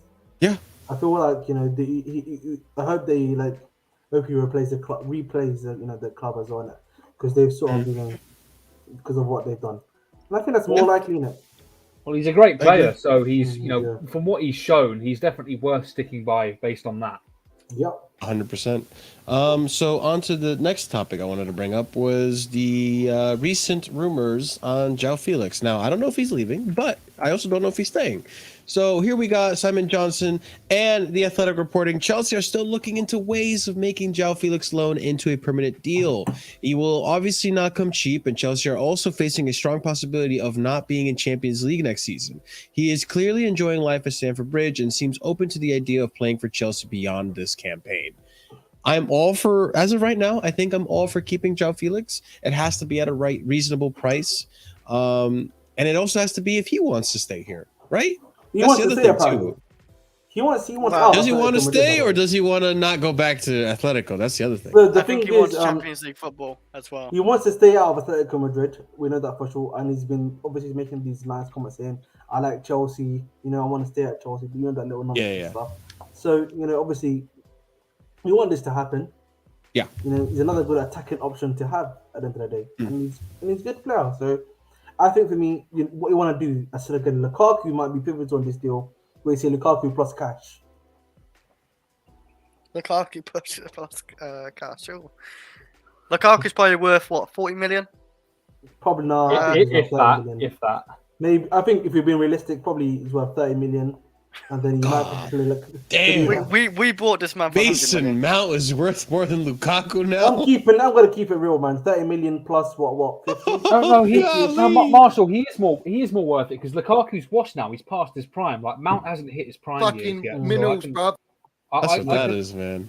I can understand it. I can't believe that you signed him and it's turned out like this. So this is what I'm saying. Lukaku's just washed. He's past his prime and now he's having injury problems. It doesn't get better from here. Yeah, so that's why I think for me, if you're smart, 30 million basically is Lukaku plus the 50 million, and then you've got yourself João Felix, number 11. You know what I mean? There you go. Listen, I like João Felix's technicality, what he brings to the team, the creativity, right? I love it when he hits he's got Chris. You hit the nail on the head right there. He's got to start scoring. No. Listen, okay. Let me rephrase that because I also don't want to put out this narrative that he has to have good GNA. No. I don't care about the GNA. But when you have the opportunity to score, like you've had multiple times now, Felix, you have to be able to put him away. Yeah, I want to out of the 4 times he hit the post, at least half of those should have gone in. That's how I'm feeling. And the offsides too. I'll even count the offsides too. I think by now João Felix should have been on 3-4 goals for Chelsea. I think that's a fair ask. He can get there. He can honestly get there. I honestly think, Mark. No, I think we all know it's harder to hit the post, that many times in a row and not score.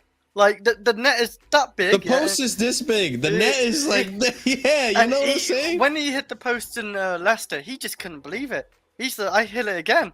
How have I done this? He's got a magnet. Like when he kicks that ball, like a magnet shock or something hits that ball and it zooms off to the post. Like I don't know what's gone wrong for that because I've never seen one player just keep hitting the post in a row, one after. It's 4 or 5 times now, right? 4 times now he's hit the post. Which is absolutely mad. It's mad. He set a record for Chelsea, maybe. He can do 007 when he hits the post 3 more times. I'd say he's got a run goal already. It's 107. No. I'm saying he can start scoring, hitting the post 7 times in a row. I'd say the last player that comes even close to that is probably Abraham. He's probably the last person who hit the post quite a lot. Oh my god! Yeah, but Abraham. I don't think I remember Abraham. Hitting the post 4 or 5 times in a row before scoring. I never seen a player do that. Well, not before scoring, but just in general. Yeah. And I get that, but it's so hard to just keep hitting the post like that, and I gotta give him credit. You know, I wish I can do that. I crossbar challenge and stuff like that. I wish I could do it, but Oh it's my it's god. madness. He's just violating right now. You know, you're just violating. That's what you're doing right now. No, but I think with Felix, obviously, we want him to start scoring. We'll see it against Everton. You know what I mean? If he starts getting his shooting boots on. I liked what I saw. Accuracy boots. Obviously, he's going to be at home because Everton's at home. Yeah, it will be at home. So listen, man, all sunshine and rainbows. Let's see what happens. Calma. All right, we'll play it calmly. All right, 2 more, and then we're out of here. Never time we run off the pitch. Is Raya the answer? We're looking for a goalkeeper, and this goalkeeper is looking to move. So David Raya expected to leave Brentford in the summer, waiting for a big move after turning down 2 contract bids in the last few months. Clubs are tracking Raya, exploring the conditions of possible summer deal. We're looking for a goalkeeper to compete with Kepa. We did talk about Kepa's weaknesses last night. Is Raya the answer? I think like someone like that level, like not like we can't really go after a world class keeper. I don't think, because Kepa's on a high wage. This guy will probably come in under 100k probably as well, like Mendy. If Mendy goes, I'm assuming. And yeah, I think someone like this type of profile, like who's trying to be like, you know, a starter like at a big club like Chelsea and try to earn a spot, but like yeah, I believe so. I believe someone like him. I don't know how good this guy is though. Like, is he good? Is he really good? Or Oh no, he is good. He's having a fantastic season. Like, from people that I talk to that do FPL, like a lot of people have this guy as like a This isn't a way to value football, by the way, but like it's almost yeah. As soon as you said FPL, I was like, where you going? My point is he saves a lot of shots, and that gets him points from there. So kind of, you know, I mean, Kepa has a high save percentage this season. He's been good, but you know, he saves a lot of shots, and you know, he's a sweeper. He can play with the ball at his feet. I don't see a problem here. I don't think he's too good to be a backup. That's what I'd say. You know, he is a pretty decent Premier League level goalkeeper. So we'll see what happens. But I think he's the right profile for what Potter would want. I think for me, I don't mind Raya, but for me, the man that I would want to bring in is Mike Manuel from AC Milan. I think a lot of us just talking about. I just think he'd be on too high wages. No, it's the transfer. We're gonna have to pay like 70 million for him. He's insanely good. In my opinion, he is worth 50 to 60 million. How many good seasons he had though? What do you mean? 3 seasons? Oh, he's had some good seasons, Chris. I hear he's having a really good year. I hear he's having a really good year. Wait, so he's been at Milan for 2 seasons now, and the season before he joined Milan, he won the league with Lyon. No. Yeah. Oh, Lille. Thank you. Yeah. Yeah. He's a good goalkeeper. I think he's a PSG youth product. He's a very good goalkeeper. You know, the one who got away from him. Listen, plenty of players have got away from PSG. Look at Kingsley Coman. He scored against them in the Champions League final. And Cucurella is another one. Diaby for Bayern Leverkusen as well.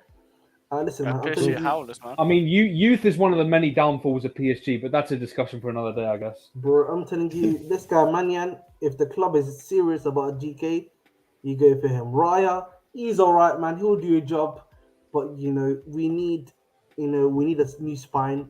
I would go for Manyan instead. The thing is, with I say Maginan or something, like, because I seen this name, it's like a weird name. I think Chelsea fans are gonna have a stroke when they see his name. So, I wonder, like, what wage he'd be on. Because would he be on 150? Like, would he demand something like that from like? He would be on 150k a week. That's what you reckon Chelsea can do 2 keepers on 150? Well, listen, man. Yeah, we can do what we need to do. This is Chelsea Football Club, man. We can handle ourselves. If we can't in all fairness, if you see United goalkeepers, yeah, I mean all of them, even the third, fourth choice keeper, 80k a week, you'd have a stroke. Yeah, De Gea's on like 400, and then De Gea's fair enough. And Dean Henderson's on 100, I think. No, Dean Henderson's like 150 plus, I think. Oh my god. Yeah. Oh no, you need to look at the Man United goalkeepers' wage structure. It's so bad. Even their third, fourth choice keepers on 80k a week. That's like Mendy's wage. Well, De Gea's contract's coming up, so they're going to look to change that, I reckon. No, they're probably going to keep him. No, but they're going to lower the wage. Reduce his wages. He's gonna reduce. He's gonna go higher then. Yeah. There's no way they're offering him more than 400. It's either gonna say Oliver. They won't offer lower. I guarantee it. He's actually still good for him, and like, why would he accept lower? I know, but this is like his final contract. Exactly, one big blast, like 400k a week. I don't know. I don't know where I was going with that. That would be ridiculous. If I were a Manchester United fan, I would Chris. not be happy if my club was doing that. It's Neuer dusted. Neuer is a broken leg. Hey, right welcome now. back, Josh. He's got a broken leg. Yeah, he got injured in a skiing accident after Germany got eliminated from the World Cup. I forgot about that. That's why Bayern bought Jan Sommer from Mönchengladbach. Imagine Chelsea did sign Neuer though. Oof. Not now, but oh no, he's still no. When you say Neuer's dusted, out, before his injury, I think he's a great keeper still. Like, there's nothing wrong Can with you pick it. up the earlier comment? David Raya is 27 years old, by the way. Yeah. Which one? Kepa's age. Where it says Alban Lafont. Yeah, so he plays for Nantes. He's 24-year-old. He's not too bad either, but it's another like project. It's like a youth sort of in terms of a DK, if you know what I mean. For me, I want someone that's a bit more ready, and you can trust, and you can see that he's already sort of done his job at a world-class level for myself personally. So that's why I would say Mike Mignon. There's another shout. Maybe Navas as a in the squad as well. Navas is a good keeper. We're not getting 39-year-olds, man. Let's relax. Ter Stegen, listen. Yes. If you want to escape the prison that is Barcelona, Ter Stegen, you're welcome at Chelsea. No. They're winning league titles, though. I wouldn't call it a prison. Yeah. We're a temp. We're more of a prison. We're more of a prison. Yeah, fair enough. Yeah. Ter Stegen, by the way, isn't good enough, man. Ter Stegen, let's relax. I think Ter Stegen. He's okay. He's fantastic. Okay. Fantastic's a stretch, Marshall. Second coming of Neuer, okay? That's what I'll say. No, all right. It's not for me personally. It's not for me personally. All right. Well, you guys don't know football. Oh, is that so? Let me stop. All right, let's go on to the next topic and the final one of today's show. By the way, guys, one more subscriber away from hitting 1700s. Let's hope by the time I finish this next story, we have hit that target. Let's go ahead and talk about Dujuan Richards, the latest Chelsea signing. 17-year-old Dujuan Richards officially signs for Chelsea. Jamaican talent, born in 2005. Wonder Kid joining Phoenix, from Phoenix All-Stars. I think I had a friend that I graduated with that actually played in this team. Newcastle were close to signing him, but Chelsea have now completed the deal. Director Joe Shield was crucial in the negotiations. So apparently, rumor has it that, Newcastle were looking at this player, and they were about to sign him. And then Chelsea, in very Chelsea fashion as of late, swooped in and is like, hey, you guys are interested? We're interested too. And signed this player. More about this gentleman here. Jamaican talent Dujuan Whisper Richards has signed with Chelsea yesterday, but he will join the club directly in November when he will turn 18. Next one to join Chelsea will be Ecuadorian gem 2007 born Kendry Pais, which we talked about earlier 3 weeks ago, I believe, as revealed in February. And then here we have him signing his contract with his mother, I believe, alongside him because, he's a minor, technically. Yeah, it's his guardian, so... He's still not old enough to do this on his own. He's not 18. But listen, I did some research on this guy. I did some looking into it. I did some looking into it. He is very raw still. From what I've seen, he's been playing pretty much with a lot of like almost like semi-pro teams and competition. There is a player there, but he needs to be developed. It's going to take time. I won't be surprised if we don't see him until he's around 20, 21 years old. He's definitely being brought in to be in the under 20s for sure, or under 21s for Chelsea for sure. That's definitely a player that is going to be. I'm going to have to head out, guys, quickly to the flawless stream. Yeah. Go ahead, man. I'm going to be ending soon anyways. Thank you, Albert, for joining. Guys. Have a nice one. And make sure to like and subscribe. Later, brother. But yeah, one subscriber away from hitting that 1700 mark, guys. Make sure, if you haven't already done so, subscribe to the channel and check out our memberships. We're one membership away from getting a new emoji. So please and thank you. But yeah, so this I didn't see this whole clip. But yeah, he's big. He's gonna be a striker, basically, either attacking player or a striker. He's tall. He's got good agility to him, and he's definitely got a good shot on him. But it's just a matter of like, let's see how he plays with stiffer competition, with adults, where we're talking like the English built teams like the Burnleys and the Evertons, the physicality. Let's see how he gets on with those teams. But this is definitely a player that we bought as a youth prospect. We're going to see how he gets on with the under 21s, and we'll see how he develops, really. But it's good that Chelsea continue Mason Mount. It's good that Chelsea continue to sign these youth players, and we'll see where it goes. You know, whether we make money off of him or we ended up having, you know, saved a lot of money because we ended up getting a gem of a player without having to spend a bunch of money on it. So yeah.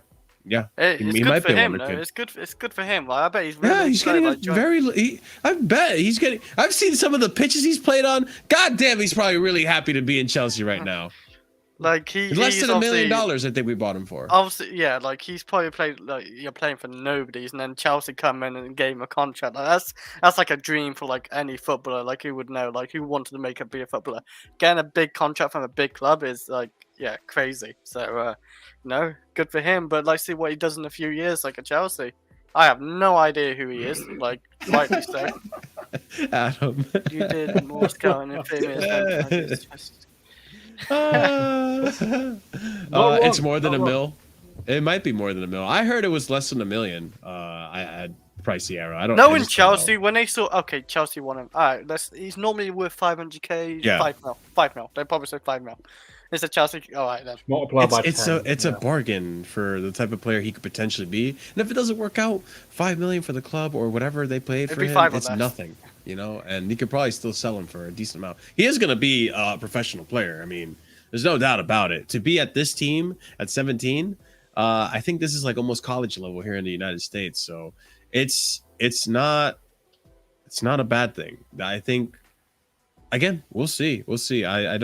I do trust this scouting department, so.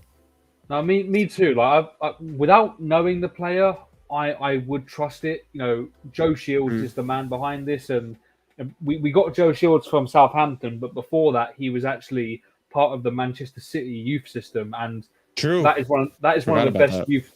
That's one of the best youth systems in the country. So, if he's giving this guy his seal of approval, just like I trust with Vivell, whatever Vivell wants, I'm totally fine with. And so far, his track record has proven to be spot on. I trust the same thing with Joe Shields. So, you know, just fingers crossed this turns out to be a good one. Yeah, fingers crossed as for sure. And we'll see what happens. But ladies and gentlemen, I think this is the part where we part ways. And I send you over to another stream where you can spam this raid message and let them know where the hell you came from. Go ahead, copy and paste the message. When you get to their chat, go ahead and smash it. No, it's actually not flawless. We're going to be rating Carefree Lewis today. So yeah, make sure you guys say what's up to Carefree Lewis. He's right now doing Shameless FC. Copy and paste that message onto his chat, spam it in there, and let him know that we're sending him love from the casuals. But yeah, big up to everyone in the chat. Big up to everyone that joined us today in the panel. Oliver, Chris, Scott, Surfer, Ahmed, Carlito. You guys are always great to have here on the panel. Always an interesting conversation. We had a fun one. But yeah, this Casually FC is been... I don't know where I was going with that. I lost my train of thought. It happens. It happened to me the other day. I am a professional. But anyways, guys, make sure you smash the like button if you haven't done so already. Subscribe, because we are still one subscriber away from 1,700. You know what? Big up to you guys, because if you haven't subscribed, it's probably because you are subscribed. And all of you guys are watching are subscribers, so big up to you guys for returning and watching us. Make sure leave a comment down below if you're watching this in the future. Check out the links in the description for all the other content that we are involved in, and also make sure to check out the memberships. It does help out the channel immensely, please. So yeah, make sure to check it out, see if it's for you. Starts at 99p, pretty affordable, and you get fun with some cool emojis in there, which I did work hard on. So yeah, guys, make sure to consider that as well. Super chat, still an option as well, or super thanks, whatever. But we have wrapped it up today. I think we'll have another stream on Wednesday. I'm not sure. Hit the bell notification so you don't miss out when that does happen. But for sure, we will be discussing very shortly and very soon about another something to do with Chelsea. So, all right, guys, you have a wonderful night and stay casual. Peace.